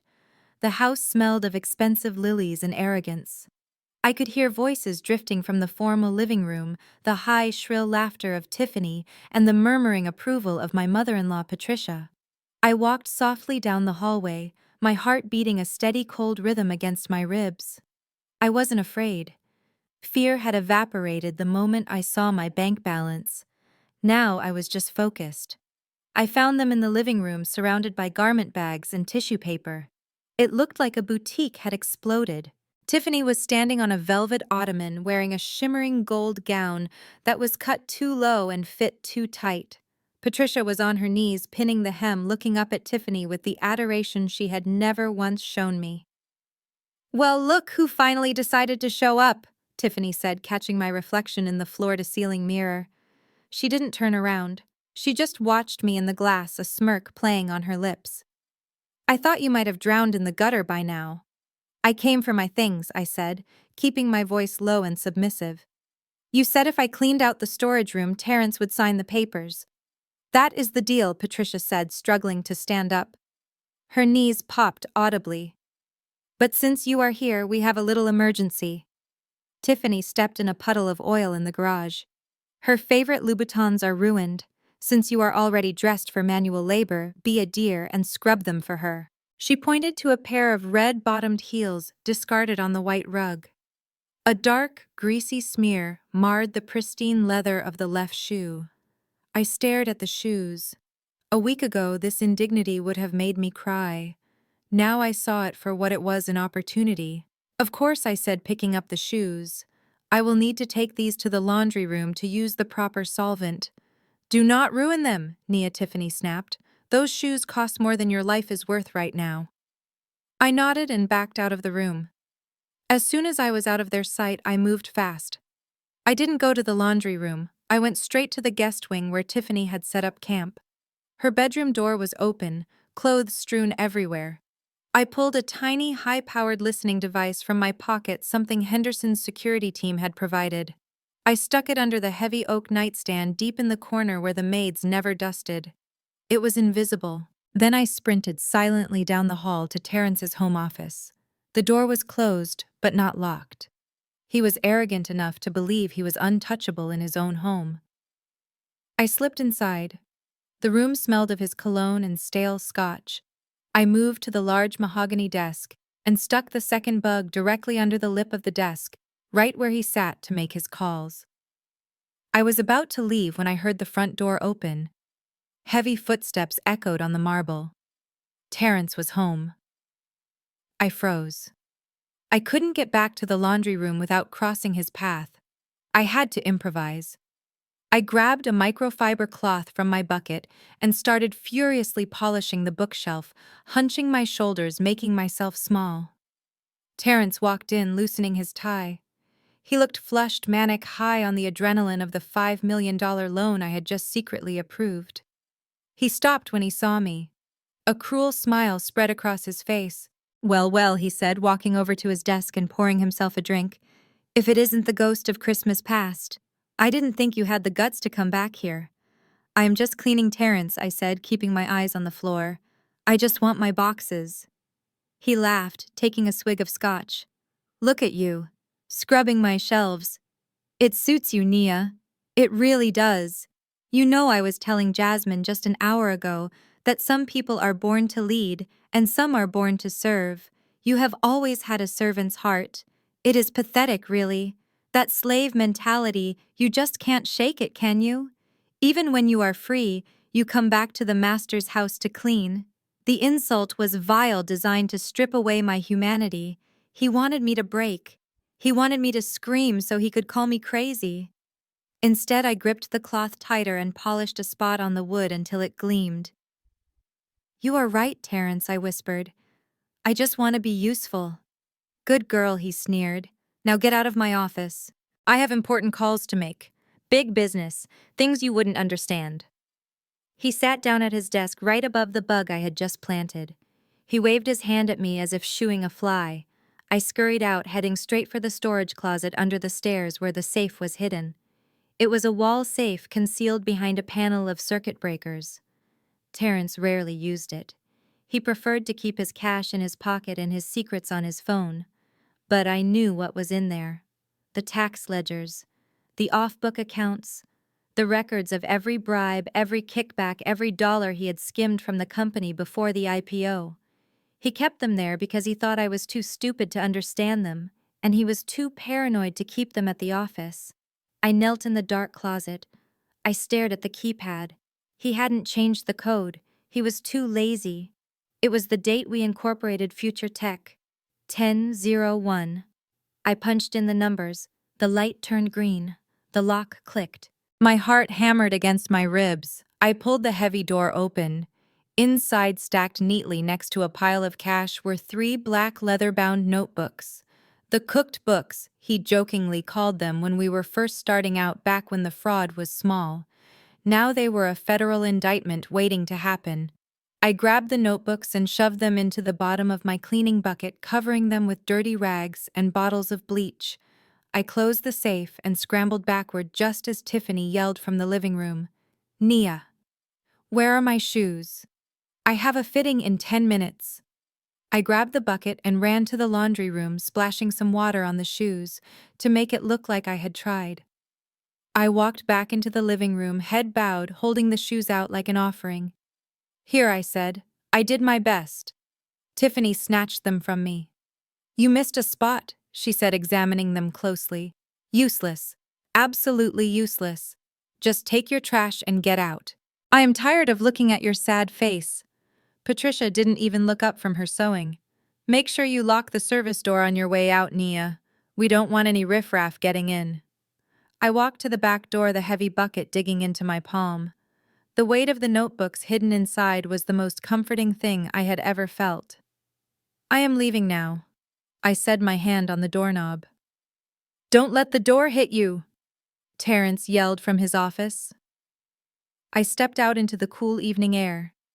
I walked down the driveway past the manicured hedges and the fountain. I didn't look back. I didn't cry. I reached my car, the new discreet sedan Henderson had arranged for me, and placed the bucket on the passenger seat. I sat behind the wheel and looked at the house one last time. They were in there trying on dresses and drinking scotch, celebrating a victory that was already hollow. They thought I was a servant. They thought I was a slave to their whims. I patted the notebooks beside me. I wasn't a servant. I was the executioner, and I had just sharpened the blade. I started the engine and drove away, the first recording from the bug in Terrence's office already streaming to my phone. Hello, Jasmine? Terrence's voice crackled through the speaker, clear as day. Baby, the loan came through, 5 million. We are going to be rich. And the best part, that idiot ex-wife of mine just polished my desk while I signed the papers. She has no clue. I smiled at the road ahead. Oh, Terrence, you have no idea. The silence of my penthouse was heavy, broken only by the hum of the high-tech server rack Henderson had installed in my living room and the crackle of static in my noise-canceling headphones. I sat in the dark, bathed in the blue glow of 3 monitors, watching the audio waveforms spike and fall. Across the street, the lights of the future tech building were blazing, a monument to my husband's ego. But inside my ears, the real story was unfolding, transmitted directly from the device I had planted under the oak nightstand in the guest wing of the mansion. I had expected to hear Tiffany complaining to her friends. I had expected to hear her mocking my clothes or plotting how to spend Terrence's money on another pair of shoes. What I heard instead made my blood run cold and then strangely boil with a new, focused intensity. The audio feed from the guest bedroom was crisp. I heard the rustle of silk sheets and the clinking of glasses. Then a man's voice. It wasn't Terrence. It wasn't her husband, my brother-in-law Michael. It was a voice I recognized from industry galas, a voice that belonged to Terrence's fiercest competitor, Julian Thorne, the CEO of Nexus Systems. You have the files, Julian asked, his voice low and urgent. I heard the sound of a zipper, then the thud of a hard drive being placed on a wooden surface. Everything is there, Tiffany replied, her voice lacking its usual shrillness. It was calm, calculating. The source code for the new compression algorithm, the user data from the beta test, and the entire investor list for the IPO. It is all on that drive. I sat up straight, pressing the headphones tighter to my ears. She wasn't just cheating on Michael. She was committing corporate espionage. She was selling Future Tech, my company, the company I built, to the competition. Is it encrypted? Julian asked. Please. Tiffany scoffed. Terrence uses his birthday for everything. I guessed his admin password on the second try. He is so busy playing the big shot CEO, he doesn't even notice when I log into the mainframe from the guest Wi-Fi. I watched the waveforms spike as Julian laughed. He is going to be ruined when we launch this feature next week. Nexus will crush his IPO valuation before he even rings the opening bell. That is the plan, isn't it? Tiffany purred. But we need to time this perfectly. You cannot leak the tech yet. Why not? Julian asked. I want to bury him now, because he hasn't gotten the cash yet, Tiffany said. And this was the moment, the sentence that sealed her fate. That idiot Terrence thinks he is a genius. He thinks he charmed some anonymous lender into giving him $5 million. He is walking around the house like he is the king of Atlanta. He has no idea he is signing his death warrant. I leaned in, my heart hammering against my ribs. Wait until the wire transfer hits the Future Tech operating account? Tiffany continued, her voice dripping with venomous greed. Once that 5 million lands, I have access to the accounts through the shell company I set up for the event planning vendor. I will invoice him for $3 million in consulting fees and venue deposits. He will sign it without looking because he is too busy staring at his reflection. Once the money is in my offshore account, I will hand over the rest of the code to you, and we can both watch him burn. She laughed a sound that was pure ice. I am going to gut him, Julian. I am going to leave him with nothing but that cheap little mistress and a mountain of debt. And then you and I are going to Paris. I took the headphones off and set them on the desk, my hands trembling slightly, not from fear, but from the sheer magnitude of the betrayal. Tiffany wasn't just a mean girl. She was a predator. She had played the long game, embedding herself in the family, feeding on their insecurities, all while plotting to dismantle the legacy my father's money had funded. And Terrence, my husband, the man who told me I lacked vision.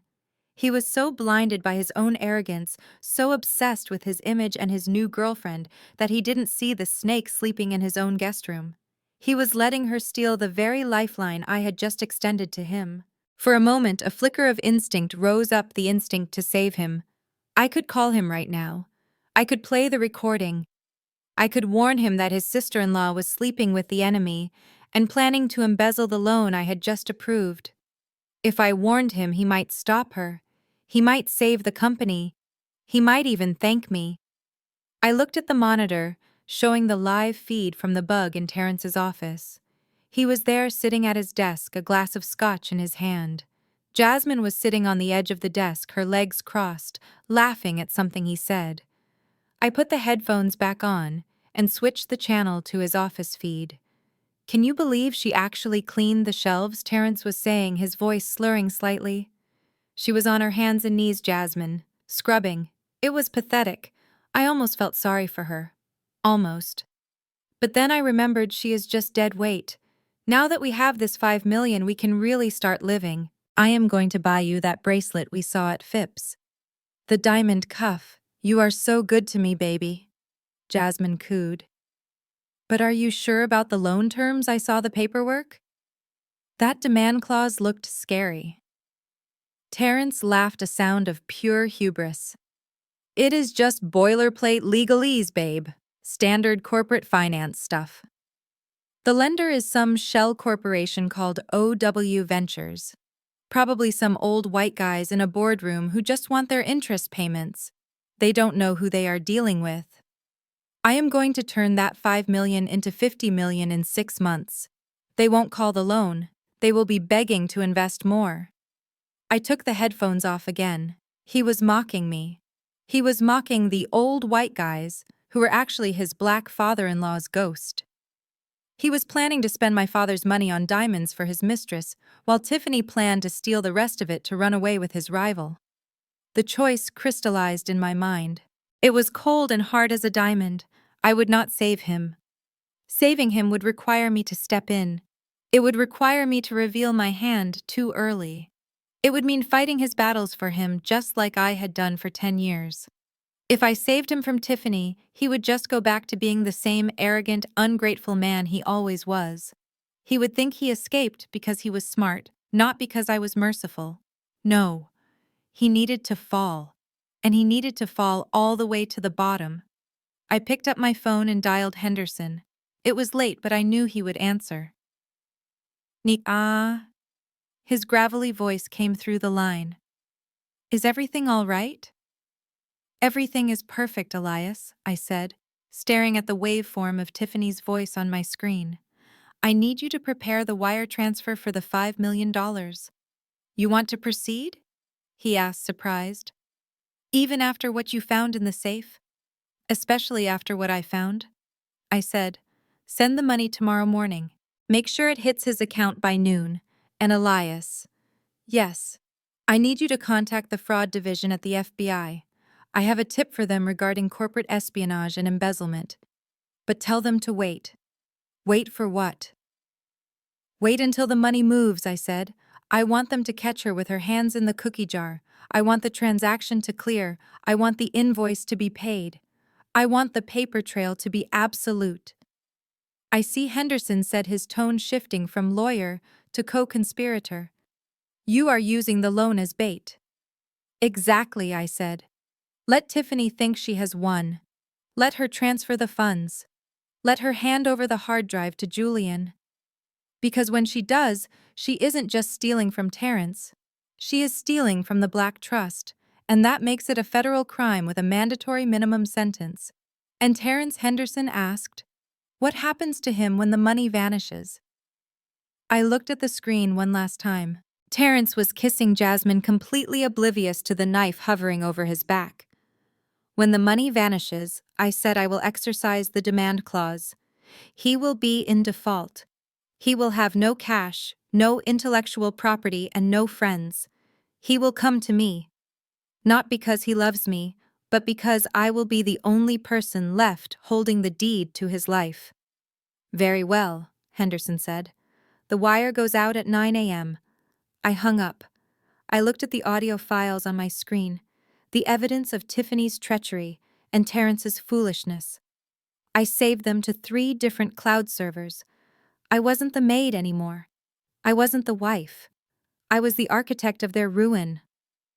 "Sleep well, Tiffany," I whispered to the empty room. "Enjoy your victory lap. Because tomorrow, the trap snaps shut." 3 days later, I sat in my penthouse, a cup of Earl Grey tea steaming in my hand, watching the live feed from the camera hidden in Terrence's office. It was like watching a slow-motion car crash, except I was the one controlling the traffic lights. Across the street in the glass tower that my father's trust owned, Terrence was pacing. His suit jacket was off, his sleeves were rolled up, and the confident stride of the CEO was gone, replaced by the frantic, jerky movements of a trapped animal. The trap had sprung exactly as I had designed it. 24 hours ago, the $5 million wire transfer had hit the Future Tech operating account. 12 hours ago, just as Henderson and I predicted, a shell company registered to a generic P.O. box in the Caymans controlled by Tiffany had invoiced Future Tech for $3.2 million in emergency consulting and venue reservation fees. Terrence, too busy test driving a new Porsche, had digitally countersigned the transfer without reading the details. And then the hammer dropped. I watched on the screen as Terrence's chief financial officer, a nervous man named David, who had always been too timid to stand up to Terrence, walked into the office. He looked like he was walking to the gallows. "Terrence," David said, his voice trembling even through the audio feed. "We have a problem, a big one." Terrence didn't stop pacing. "What is it now?" "David? Did the caterer cancel the champagne fountain? Just throw money at them. We are liquid. We are rich." "We aren't liquid," David stammered. "I just tried to run payroll for the engineering team." The transaction bounced. Terrence stopped. He turned slowly, a look of genuine confusion on his face. "What do you mean it bounced?" "We have $5 million in that account. I saw the wire confirmation myself."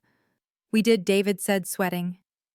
"But $3 million went out this morning to a vendor called Elite Solutions. And the remaining balance—" "It is frozen! Frozen!" Terrence roared, slamming his hand onto the desk. "Who froze it?" the lender, David whispered.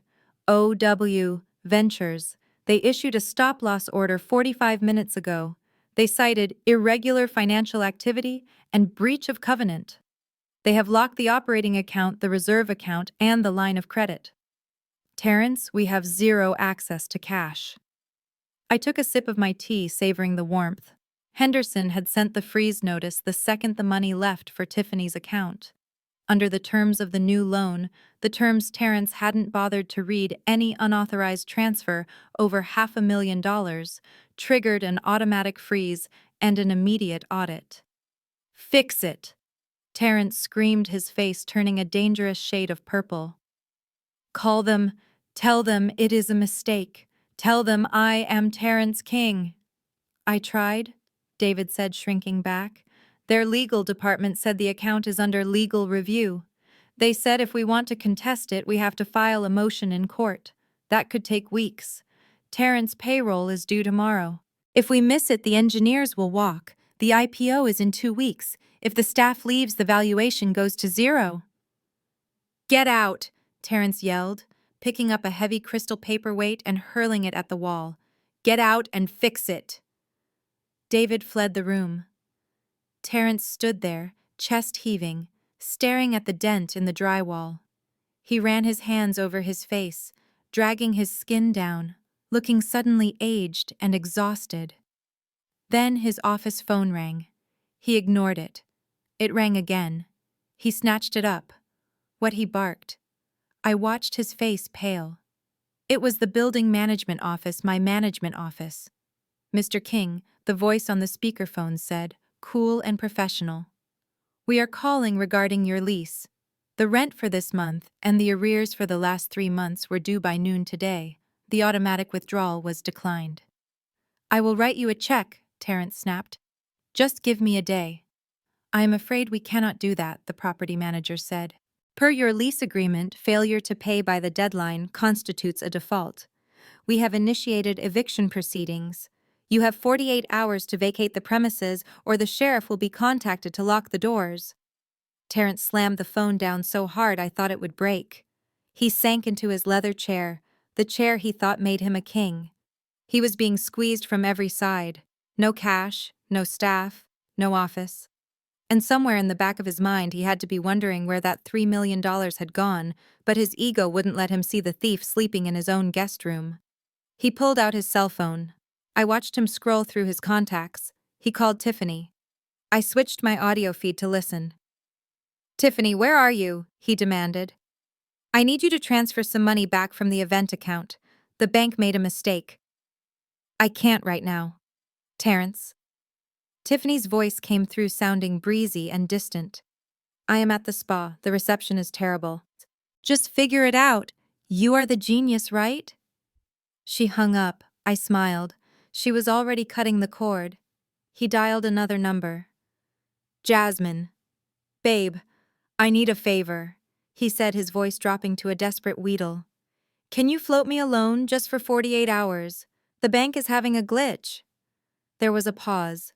Then Jasmine's voice cold and sharp. You want to borrow money? Terrence, you told me you were worth millions. My financial advisor said future tech is a gold mine. Are you broke? It is just a glitch, he shouted. Call me when the glitch is fixed, she said. I don't date projects. Click. He was alone. Completely, utterly alone. He put his head in his hands. I could see his shoulders shaking. Was he crying, or was he laughing at the absurdity of it all? Then he sat up. A look of desperate resolve hardened his features. He opened his desk drawer and pulled out a file. I zoomed in with the camera. It was the divorce settlement draft, the one he had tried to force me to sign. He grabbed his phone again and dialed a number I knew by heart. My phone buzzed on the coffee table. I let it ring 3 times before picking up. Hello, I said, keeping my voice calm, neutral. Naya, where are you? Terrence demanded. He didn't sound like a husband. He sounded like a man drowning who would climb on top of his own mother to breathe. I am busy, Terrence. What do you want? I need you to sign the papers, he said. Today. Right now. I told you I am reviewing them with my lawyer. We don't have time for lawyers, he yelled. Look, Nia. I am trying to be generous here. I will give you the $10,000. Cash. But you have to sign today. And I need you to sign a release for the jewelry. The jewelry, I asked, my blood running cold. Your mother's jewelry, he said, impatient. The vintage pearls, the diamond brooch, the things you left in the safe. They are marital assets, Nia. I had them appraised. They are worth $50,000. I am willing to let you have the cash value, but I need to liquidate them immediately to cover some closing costs for the house transfer. He was going to sell my mother's jewelry, the only things I had left of her. He was going to pawn my legacy to pay for his mistakes. You want to sell my mother's brooch? I asked, my voice dropping to a whisper. It is just stuff. Nia, he screamed. Why are you so sentimental? I need the cash flow. Stop being selfish for once in your life and help me. Selfish. The word hung in the air. He locked me out in the rain. He stole my company. He cheated on me. And I was the selfish one. Okay, Terrence, I said. I will sign. You will. The relief in his voice was pathetic. Good. Good girl. Come to the office. No, I said. I am not coming to that office. I don't want to see you there. Then where? Just tell me where. Tonight, I said. At the Celestial Gala. The charity auction, Terrence asked, confused. Why there? Because we need to keep up appearances, don't we? I said smoothly. If we are divorcing, let's do it with some dignity. Meet me at the gala, bring the papers, and bring the jewelry. If you give me the jewelry, I will sign away my rights to the house and the company. You want the jewelry? He sounded suspicious. It is all I want, Terrence. You can keep the rest. Just bring my mother's things to the gala. We can sign the papers in the VIP lounge. Fine, he snapped. Fine, I will bring them. But you better not pull any stunts, Nia. I don't have time for your drama. The gala starts at 7. Be there. I will be there, I promised. I hung up the phone. I looked across the street one last time. Terrence was stuffing papers into his briefcase, looking manic and sweaty. He thought he had found a lifeline. He thought he was going to sell my past to buy his future. He had no idea that the Celestial Gala wasn't just a party. It was the premier event of the Atlanta social season. The mayor would be there, the governor, the titans of industry, the very people he needed to impress to save his IPO. And I wasn't going as his wife. I wasn't going as his victim. I was going as the woman who owned the building he was standing in. I picked up my phone and called Henderson. Elias, I said, it is time for Phase 3. Get the team ready. And make sure the police are on standby at the gala. Police, Henderson asked. What for? Because I said watching Terrence rush out of his office tonight, someone is going to try to sell stolen property, and I want to make sure everyone sees it. The grand ballroom of the Ritz-Carlton was a galaxy of crystal chandeliers, silk draperies, and Atlanta's elite. It was the Celestial Gala, the night where the city's power players came to outbid each other for charity and social status. The air smelled of expensive perfume and old money. Waiters in white gloves moved silently through the crowd, offering flutes of champagne that cost more than my monthly grocery budget used to be. Terrence and Tiffany stood near the entrance, trying too hard to look like they belonged. Terrence was wearing a tuxedo that was a little too shiny, his smile a little too wide, as he scanned the room for anyone important enough to talk to. Tiffany was draped in a silver gown that was clearly rented, her arm linked possessively through his. She was scanning the room too, but not for business contacts. She was looking for validation. She wanted to be seen. She wanted to be envied. Look at them, Tiffany whispered loudly, gesturing with her champagne glass toward a group of actual billionaires near the bar. They don't know what is coming. Once we get through tonight, we will be running this city. Terrence adjusted his cufflinks nervously, patting the breast pocket where he had stashed the divorce papers. We just need to get Nia to sign. Once she signs, the cash is ours. We pay off the debts, launch the IPO, and then we are untouchable. She will sign, Tiffany said, rolling her eyes. She is desperate. She probably walked here. Just get it over with so we can enjoy the party. I want to meet the mayor. I watched them from the shadows of the VIP entrance, a small private smile playing on my lips. They looked like children playing dress-up in a world they didn't understand. I stepped into the light. I was not wearing a maid's uniform tonight. I was wearing a custom-designed gown of midnight blue velvet that hugged every curve and pooled on the floor like liquid night. My hair was styled in sleek modern waves.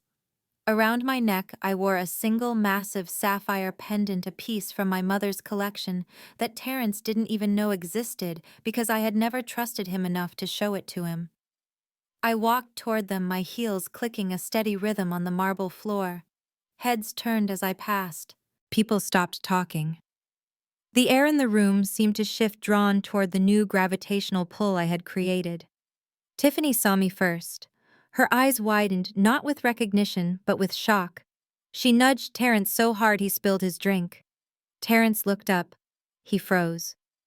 For a second, he didn't even know who I was. He saw a wealthy, powerful woman walking toward him, and his instinct was to charm her. Then his brain caught up with his eyes. His jaw dropped.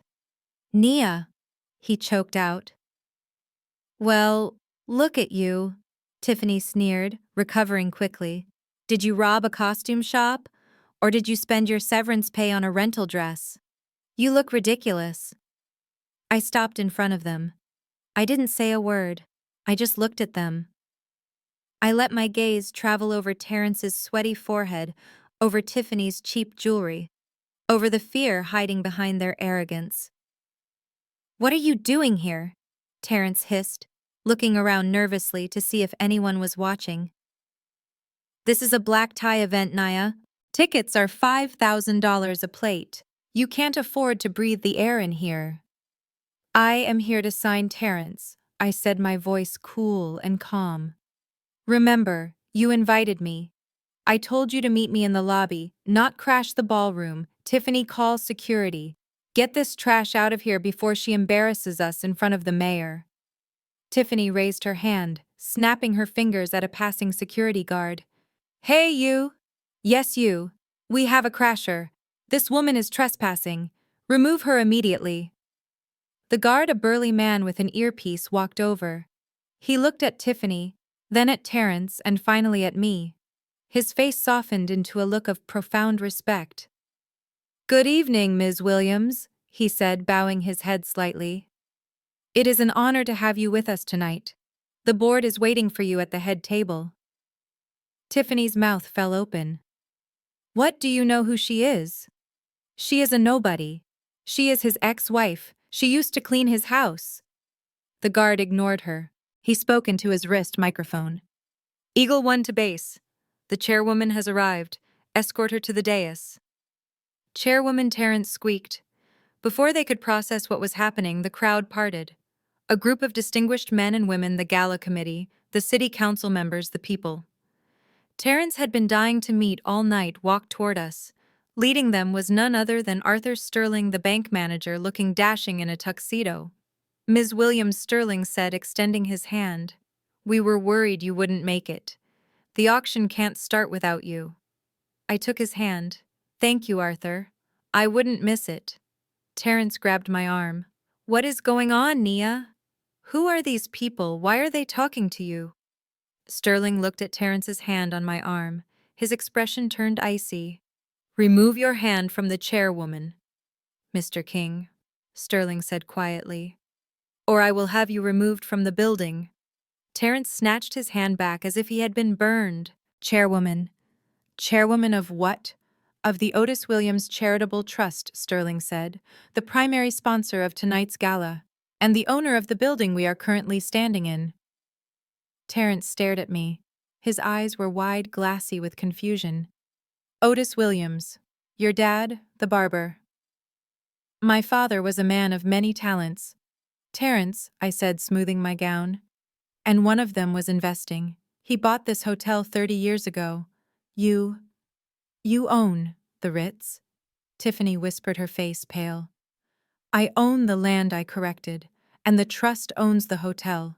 And tonight, I am the guest of honor." I turned back to Sterling. "Shall we? We shall," Sterling said, offering me his arm. I walked away from them, leaving them standing in the middle of the ballroom floor, looking small and insignificant. As we moved toward the VIP table, the one raised on a platform overlooking the entire room, I heard Tiffany's voice, shrill and desperate, trying to rationalize what had just happened. "Don't worry, Terrence," she hissed. "It is a scam. It has to be. She probably slept with that old guy Sterling. That is how she got in. She is just a gold digger who got lucky. We still have the loan. We still have the IPO. She is nothing." I sat down at the head table right next to the mayor. I picked up the heavy linen napkin and placed it on my lap. I looked out over the sea of faces. I saw Terrence and Tiffany arguing in the corner, their panic rising. They were right about one thing. I was nothing like the woman they thought they knew. I signaled the waiter. "Champagne, please," I said. "And bring a bottle to Mr. King and his guest. They are going to need a drink for what comes next." The lights dimmed. The auctioneer stepped up to the podium. The spotlight hit the stage. It was time for the main event. And Terrence was about to find out that the price of admission was everything he had. The auctioneer's voice boomed through the ballroom, a rhythmic chant of numbers and greed that seemed to hypnotize the room. "Ladies and gentlemen, we now come to the highlight of the evening, lot number 42. A rare vintage 1955 Patek Philippe pocket watch in 18-karat gold." This exquisite timepiece has been graciously donated by Mr. Terence King, a family heirloom passed down through 4 generations of the King family. I watched from the head table as a hush fell over the crowd. A spotlight hit the display case on stage, illuminating the watch. My breath caught in my throat. It wasn't a King family heirloom. Terence didn't have a family legacy. His grandfather drove a bus in Macon. That watch belonged to Otis Williams. It was the watch my mother had saved for 5 years to buy him for their 10th anniversary. I hadn't seen it since the day my father died. I thought it had been lost in the chaos of the funeral, or perhaps buried with him. But no, Terence had stolen it. He had picked the pockets of a dead man and hoarded it like a dragon, waiting for a moment when he needed quick cash. And now he was selling my father's heart to pay for his IPO. I looked over at Terence. He was beaming, swirling his champagne, playing the part of the benevolent philanthropist. He leaned over to Tiffany, whispering something that made her giggle. They looked so confident. They thought they had pulled off the perfect crime. They had no idea I was sitting 20 feet away, with the serial number of that watch burned into my memory. "The bidding will start at $10,000, the auctioneer announced. "Do I hear 10,000? 10,000, a man in the back called out. 15, another voice countered. I waited. I let the sharks circle. The price climbed steadily to 50,000. Terence was trying to look bored, but I could see the sweat glistening on his upper lip. He needed this money. Every dollar was a lifeline for his drowning company. 100,000, I said, raising my paddle. My voice was calm, cutting through the murmurs of the room. The auctioneer paused, looking at me with deference. "The chairwoman bids $100,000. Do I hear 110? Terence's head snapped toward me. His eyes narrowed. I could see the wheels turning in his head. He realized 2 things simultaneously. First, that I wanted the watch, and second, that he could use my sentimentality to bankrupt me. He nudged Tiffany. She pulled out her phone and tapped out a message. Suddenly, a paddle went up on the far side of the room. It was held by a man I recognized as one of Julian Thorne's associates, a proxy bidder. 150,000, the proxy called out. 200, I countered without hesitation. 250, the proxy shot back. Terence was grinning now. He was practically vibrating with glee. He thought he had me. He thought he was driving up the price, forcing his foolish ex-wife to pay a fortune for a trinket, funneling millions directly into his pocket. He thought he was playing me. 500,000, I said. The room gasped. 500,000 for a watch. It was unheard of. 750, the proxy said clearly, receiving instructions from Tiffany. I looked at Terence. He winked at me. A slow, arrogant wink that said I win. He thought I was emotional. He thought I was desperate to reclaim a piece of my past. He didn't know I was buying evidence. $1 million, I said. The silence that followed was absolute. Even the auctioneer looked stunned. $1 million going, once he stammered. Going twice. Sold to Ms. Nia Williams for $1 million. The gavel banged. The room erupted in applause. Terence stood up, clapping louder than anyone. He walked toward the stage, his arms wide, ready to accept the check, ready to shake hands, ready to bask in the glory of his windfall. He looked at me with a triumphant sneer. "Thank you for your generosity, Nia," he said loudly so the donors nearby could hear. "It warms my heart to see my family's history go to someone who will appreciate it. I will have my team send over the wire instructions." I stood up. I didn't reach for my purse. I didn't reach for a checkbook. I walked past him, ignoring his outstretched hand, and climbed the stairs to the stage. I took the microphone from the stunned auctioneer. "Thank you, Terence," I said. My voice amplified through the speakers, reaching every corner of the ballroom. "But there seems to be a misunderstanding. I am not wiring you any money." The applause died instantly. The room went cold. Terence laughed, a nervous, high-pitched sound. "Nia, don't be funny. You won the auction. You have to pay. That is how this works." I turned to the audience. I looked at the mayor. I looked at the investors. I looked at the elite of Atlanta. I am not paying, I said clearly, because you cannot buy what is already yours, and you certainly cannot pay a thief for returning stolen property. A collective gasp ripped through the room. Terrence's face turned the color of ash. That is a lie, he screamed, abandoning his composure. That is my grandfather's watch. You are just bitter. Security. Get her off the stage. I reached into my clutch and pulled out a folded piece of paper. It wasn't a check. It was a notarized affidavit from the original jeweler in Savannah, dated 1985, along with a police report filed 4 years ago when the watch went missing from my father's estate. This is the certificate of authenticity, I read, holding it up. Serial number 84920. Inscribed on the back casing, "To Otis, my love forever, Martha." I turned to the auctioneer. "Open the case, please," read the inscription. The auctioneer looked at Terrence, then at me. He opened the glass case with trembling hands. He picked up the watch and flipped it over. He squinted at the gold.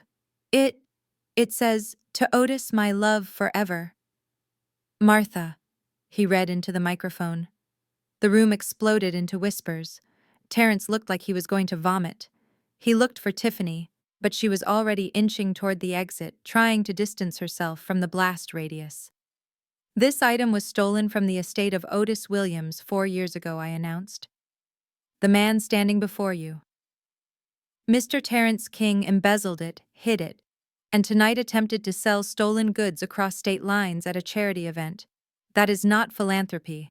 That is a federal crime." I looked toward the back of the room. Henderson raised his hand. That was the signal.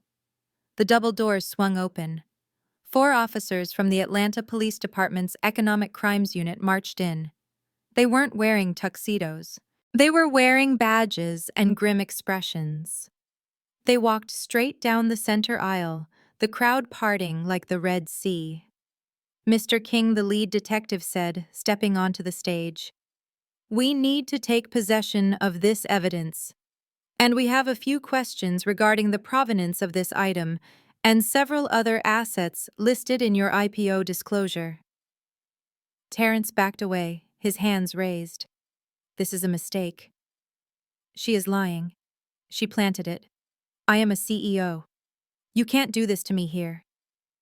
I stepped down from the podium and stood next to him. I leaned in close so only he could hear. "I told you, Terrence," I whispered. "You wanted a brand image. Now you have one." The officers confiscated the watch, sealing it in an evidence bag. They didn't handcuff him yet, that was too good for this moment, but they escorted him off the stage, guiding him firmly toward a side room for interrogation. The humiliation was total. The mayor turned his back on him. The investors he had been wooing all night were already on their phones calling their lawyers to pull their funding. I watched him go, a small broken man in a shiny tuxedo. I looked at the empty spot where the watch had been. I didn't have the watch back yet, but I had something better. I had the truth. I walked back to my table. Sterling poured me a fresh glass of champagne. "To justice," he said softly. "To Otis," I replied. I took a sip. It tasted like victory. But the night wasn't over.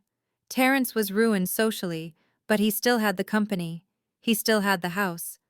And tomorrow morning I was going to take those too. The meeting was set. The shareholders were waiting, and the chairwoman had one last order of business to attend to. The morning sun sliced through the floor-to-ceiling windows of the Future Tech conference room, illuminating the dust motes dancing in the air, but it did nothing to warm the icy atmosphere inside. Around the long mahogany table sat the board of directors, their faces pale and drawn. At the head of the table, Terrence looked like a man who had not slept in a week. His tie was loosened, his eyes were bloodshot, and the manic energy that usually fueled him had curdled into pure panic. The company was bleeding out. The accounts were frozen, the staff was threatening to walk, and the IPO that was supposed to make him a king was now an anchor dragging him to the bottom of the ocean. He checked his watch for the 10th time in a minute. "Where are they?" he snapped at David, his CFO. "You said the angel investor was coming at 9.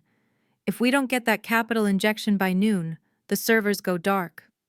We are done, David. Done. David wiped sweat from his forehead.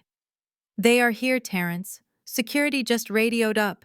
They are in the elevator. Terrence straightened his jacket, running a hand over his hair, trying to summon the ghost of his old charisma. Okay. Everyone look sharp. This is our Hail Mary. We need to sell them on the vision. Forget the numbers. Sell the dream. The double doors to the conference room swung open. Terrence put on his best smile, stepping forward with his hand extended, ready to charm whoever walked through that door. Welcome to Future Tech, he began, his voice booming. I am so glad you could. His voice died in his throat. His hand dropped to his side. He stared at the doorway, his mouth opening and closing like a fish on a dock. I didn't walk in alone. I walked in flanked by Elias Henderson, whose presence alone was enough to silence a courtroom, and 2 uniformed officers from the Atlanta Police Department. I was wearing a white power suit, crisp and tailored, a stark contrast to the maid's uniform Terrence had last seen me in at this office. I didn't look at the board members. I looked straight at my husband. Nia, Terrence whispered, blinking as if he were seeing a hallucination. What are you doing here? This is a closed meeting. Did you come to beg for your job back? I walked past him, ignoring his question, and pulled out the chair at the opposite end of the table, the chairman's seat. I sat down, placed my leather portfolio on the table, and clasped my hands. I am not here for a job, Terrence, I said, my voice calm and projecting to the back of the room, and I am certainly not here to beg. Then get out, he shouted, his fear turning into aggression. David, call security. Get her out of here. She is trespassing. David didn't move. He was staring at Henderson, who had just placed a stack of legal documents on the table with a heavy thud. Mr. King Henderson rumbled, his voice deep and authoritative. You might want to sit down. You are not in a position to give orders anymore. Terrence looked at the police officers, then at Henderson, and finally back at me. A dawn of horror was breaking behind his eyes. What is this? He asked, his voice trembling. Who is the investor I am? I said simply. Terrence laughed, a high, hysterical sound. You are broke, Nia. I froze your accounts. You are sleeping in your car. Stop playing games. I opened the portfolio. I pulled out the loan agreement he had signed 3 days ago, the one with the poison pill clause he hadn't bothered to read. I slid it down the long table. It stopped perfectly in front of him. Look at the signature on the lender line, Terrence. OW Ventures. Do you know who owns OW Ventures? He looked at the paper. He looked at me. It stands for Otis Williams, I said. My father. And now me. I own the debt, Terrence. I own the $5 million bridge loan. I own the mortgage on your house. I own the lease on this building. And because you violated the covenants of the loan by attempting to embezzle $3 million to a shell company in the Caymans, I have exercised my right to convert that debt into equity. I stood up, leaning over the table. You didn't read the fine print, baby. In the event of a default, the lender assumes immediate controlling interest of the company. Voting rights, intellectual property, physical assets, all of it. I looked around the room at the stunned board members. Gentlemen, I announced. As the new majority shareholder and primary creditor, I am calling this meeting to order. My first act of business is the immediate termination of the CEO for cause. Terrence fell back into his chair, his legs giving out. No, he whispered. That is impossible. You were the help. You cooked the greens. You don't have money. I have more money than you ever dreamed of, Terrence, I said, cold as ice. And unlike you, I earned mine by being smart, not by standing on the backs of the people who loved me. You can't do this, he stammered, looking for an ally in the room. Tiffany, call. Tiffany. She has money. Her family will buy you out. We will fight this. I smiled. It was the smile of a wolf who had cornered its prey. Oh, please call Tiffany, I said. In fact, I insisted on it. Bring her in. Let's see if she can save you. Terrence scrambled for his phone, his fingers shaking so hard he dropped it twice. He put it on speaker. "Tiffany!" he screamed. "Get down here. Naya is here. She says she owns the company. Bring the checkbook. We need a buyout." I sat back and waited. The trap was about to close on the second rat. 10 minutes later, Tiffany burst into the conference room. She was wearing a tennis outfit, looking flushed and annoyed, clearly pulled away from a country club lunch. She didn't see the police officers standing in the corner. She only saw Terrence sweating and pale, and me sitting at the head of the table. "What is going on?" she demanded, hands on her hips. "Why are you calling me in the middle of my lesson? And why is she sitting in your chair?" "Tiffany, thank God!" Terrence gasped, running to her. "You have to help me." "Nia, she tricked me. She owns the debt. She is trying to take the company. You need to call your father. We need emergency capital. Write her a check. Buy her out. Whatever it takes." Tiffany looked at me, her eyes narrowing. She stepped back from Terrence, smoothing her skirt. "My father?" she asked, a strange, guarded tone in her voice. "Terrence, my money is tied up in trusts. You know that. I can't just write a check for millions of dollars on a Tuesday." "Stop lying, Tiffany," Terrence yelled, grabbing her shoulders. "You told me your family was oil money from Texas. You said you had liquid assets. I need it now. Get your hands off me," she shrieked, shoving him away. "I am not giving you a dime. This is your mess. You fix it." I cleared my throat. The sound cut through their bickering like a knife. "Actually, Tiffany," I said, picking up a remote control, "you couldn't give him a dime if you wanted to, because you don't have it." I pressed a button. The projector screen behind me lowered. A photo appeared on the screen. It was a mugshot. A younger brunette Tiffany looking sullen and angry. "This is Tiffany Jenkins," I said to the room. "Arrested 5 years ago in Florida for check fraud and identity theft. She isn't an heiress. She is a grifter. Her oil money father is a mechanic in Tampa who hasn't spoken to her in a decade." Tiffany's face went white. She looked at the screen, then at Terrence, who was staring at her with his mouth open. You lied?" Terrence whispered. "You said you were society. You said we were a power couple. And you believed me because you are a greedy idiot," Tiffany screamed, dropping the act completely. Her voice lost its polished upper-crust accent and slid into something rougher. "You were an easy mark, Terrence. You were so desperate to be seen as elite, you didn't even run a background check on your own sister-in-law." I pressed the button again. An audio file began to play over the conference room speakers. It was Tiffany's voice, clear and crisp, talking to Julian Thorne. "That idiot Terrence thinks he is a genius. Wait until the wire transfer hits. I will invoice him for $3 million.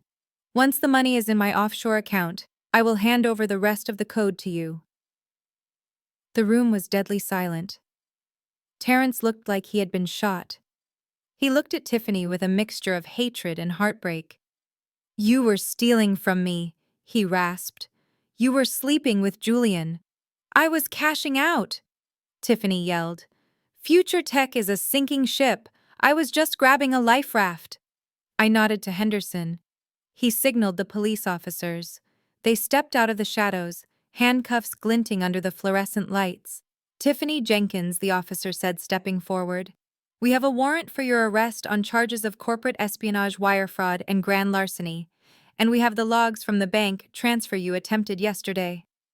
Tiffany tried to run. She actually bolted for the door, her tennis shoes squeaking on the carpet. But the second officer was faster. He grabbed her arm and spun her around, snapping the cuffs on her wrists. "No," she screamed, struggling. "You can't do this. I am a Blackwell. I am important." "You are a felon," I corrected her calmly. "And you are going to prison for a very long time." As they dragged her out, kicking and screaming, she locked eyes with me. "You set me up," she hissed. "You knew." I watched her go, feeling nothing but a cool sense of completion. One down. I turned back to Terrence. He was standing alone in the middle of the room, trembling. The reality of his situation was crashing down on him. His company was gone. His money was gone. His family ally was a criminal. And his wife? His wife was the one holding the gavel. He looked at me, and his knees finally gave out. He sank to the floor right there on the plush carpet of the office he used to rule. Nia, he choked out, tears streaming down his face. Baby, please. I didn't know. She tricked me too. She made me do it. I stood up and walked around the table. I stood over him, looking down at the top of his head. She didn't make you kick me out in the rain, Terrence, I said softly. She didn't make you tell me I was too plain to be your wife. She didn't make you cheat on me for 6 months. You did that. You did that all by yourself, because you thought you were better than me. I was stressed, he blubbered, reaching for the hem of my pants. I didn't mean it. We can fix this. I will fire Jasmine. I will sign whatever you want. Just don't take the company. It is my life. It isn't your life anymore, I said, stepping back out of his reach. It is my asset, and I am liquidating it. Suddenly, the door burst open again. Patricia, my mother-in-law, ran in. Her hair was a mess, her makeup smeared. She must have heard the news from the lobby. She saw her son on the floor weeping and me standing over him. Nia, she cried, rushing over to kneel beside him. What are you doing? How can you be so cruel? We are family. Family. I laughed. It was a cold, sharp sound. Family doesn't make you wear a uniform at a birthday party. Patricia, family doesn't tell you to scrub the floor while they eat cake. She looked up at me, her eyes wide with shock. But we took you in. We gave you a life. You gave me nothing. I shouted, my voice finally rising, filling the room with the thunder of 10 years of silence. I gave you everything. I paid your mortgage.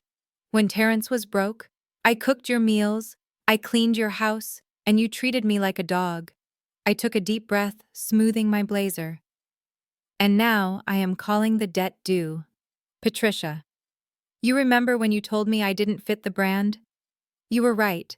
My brand is ownership. Your brand is eviction. What she whispered. I own the house, Patricia. The mortgage was part of the debt package. I am foreclosing, today. You have 24 hours to get out. You can't, she wailed. That is my home. Where will we go? I don't know, I said, turning my back on them. Maybe you can go to the shelter. I hear they have uniforms there. You'll fit right in. I walked back to the table and picked up my portfolio. Terrence, I said without looking back, your car has been repossessed. The company car is gone. The accounts are empty. I left one thing for you at the front desk. He looked up, hope flickering in his eyes. What? Money? A check? No, I said. A suitcase. The wet one you threw at me. It has your clothes in it. Good luck, Terrence. It is raining outside. I walked out of the conference room, Henderson falling into step beside me. I heard them wailing behind me, a chorus of regret that came far too late. I walked through the office past the employees who were staring at me with awe and fear. I didn't stop. I walked out of the building into the bright Atlanta sunshine. 1 year later, the afternoon sun was warm on my face as I sat on the bench outside the newly renovated building on Martin Luther King Drive. The sign above the door read, "The Otis Williams Center for Black Entrepreneurship." It wasn't a tech company anymore. I had dissolved Future Tech, sold off the assets, and used the capital to build something real. This building, which used to be my father's barbershop, was now an incubator. We provided seed funding, legal counsel, and mentorship to young women from the South Side who had brilliant ideas but no access to capital. We were building a generation of CEOs who looked like me. I watched a group of young girls walking out of the coding camp laughing and talking about algorithms. They walked with their heads high. They knew their worth. "Excuse me, ma'am." I looked up. A man was standing there holding a bucket of soapy water and a squeegee. He was wearing a gray jumpsuit with a name patch that was peeling off. He looked old, tired, and broken. It was Terrence. He didn't recognize me at first. I was wearing sunglasses and reading a book. But then I lowered the glasses. He froze. The squeegee dripped dirty water onto his boots. "Nia," he whispered. "Hello, Terrence," I said calmly. He looked at the building. He looked at my car parked at the curb, a sensible luxury sedan. He looked at his own reflection in the glass he was cleaning. I heard you open this place, he said, his voice raspy. It is nice. Thank you, I said. I am working for the detail shop down the street, he mumbled, gesturing vaguely. Just trying to get back on my feet. It is hard. No one will hire me in tech. The reputation. Yes, I said. Reputations are hard to scrub off. He shifted his weight. Tiffany got 5 years, you know. She is in federal prison. I know, I said. I sent her a postcard. He looked down at his feet. Nia, I miss you. Not the money. Just having someone in my corner. I messed up. I know that now. I looked at him. I searched for any feeling. Anger. Pity, love. There was nothing. Just the indifference you feel for a stranger you pass on the street. You didn't mess up Terrence, I said, standing up. You revealed yourself, and I thank you for that. If you hadn't kicked me out, I never would have found the key. I turned to walk into the center. Wait, he called out. Do you think your father would have forgiven me? I stopped at the door. I looked at the large portrait of Otis Williams hanging in the lobby. He was smiling, his barber shears in his hand. My father was a forgiving man, Terrence, I said, but he was also a businessman, and he knew a bad investment when he saw one. I walked inside and the glass door slid shut between us. I didn't look back to see him washing the windows of the empire I built. I walked to the front desk where a young woman named Keisha was waiting for me. Ms. Williams, the board is ready for you, she said, smiling. Thank you, Keisha, I said. I walked into the meeting, my father's black metal card tucked safely in my pocket, right next to my heart. I had taken back my name. I had taken back my life, and I had built a foundation that no storm could ever wash away. Nia's journey serves as a powerful reminder that true value is never defined by external appearances or the validation of others. While Terrence and Tiffany chased the shallow illusion of status, believing wealth was merely a costume to be worn, Nia's father taught her that real power lies in the foundation, character, ownership, and quiet resilience. This story teaches us that silence isn't always weakness. Sometimes it is a strategic pause before the checkmate.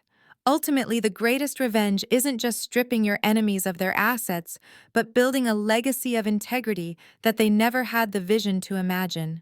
If you believe that character always outlasts arrogance, hit that like button and share your own story of overcoming betrayal in the comments below.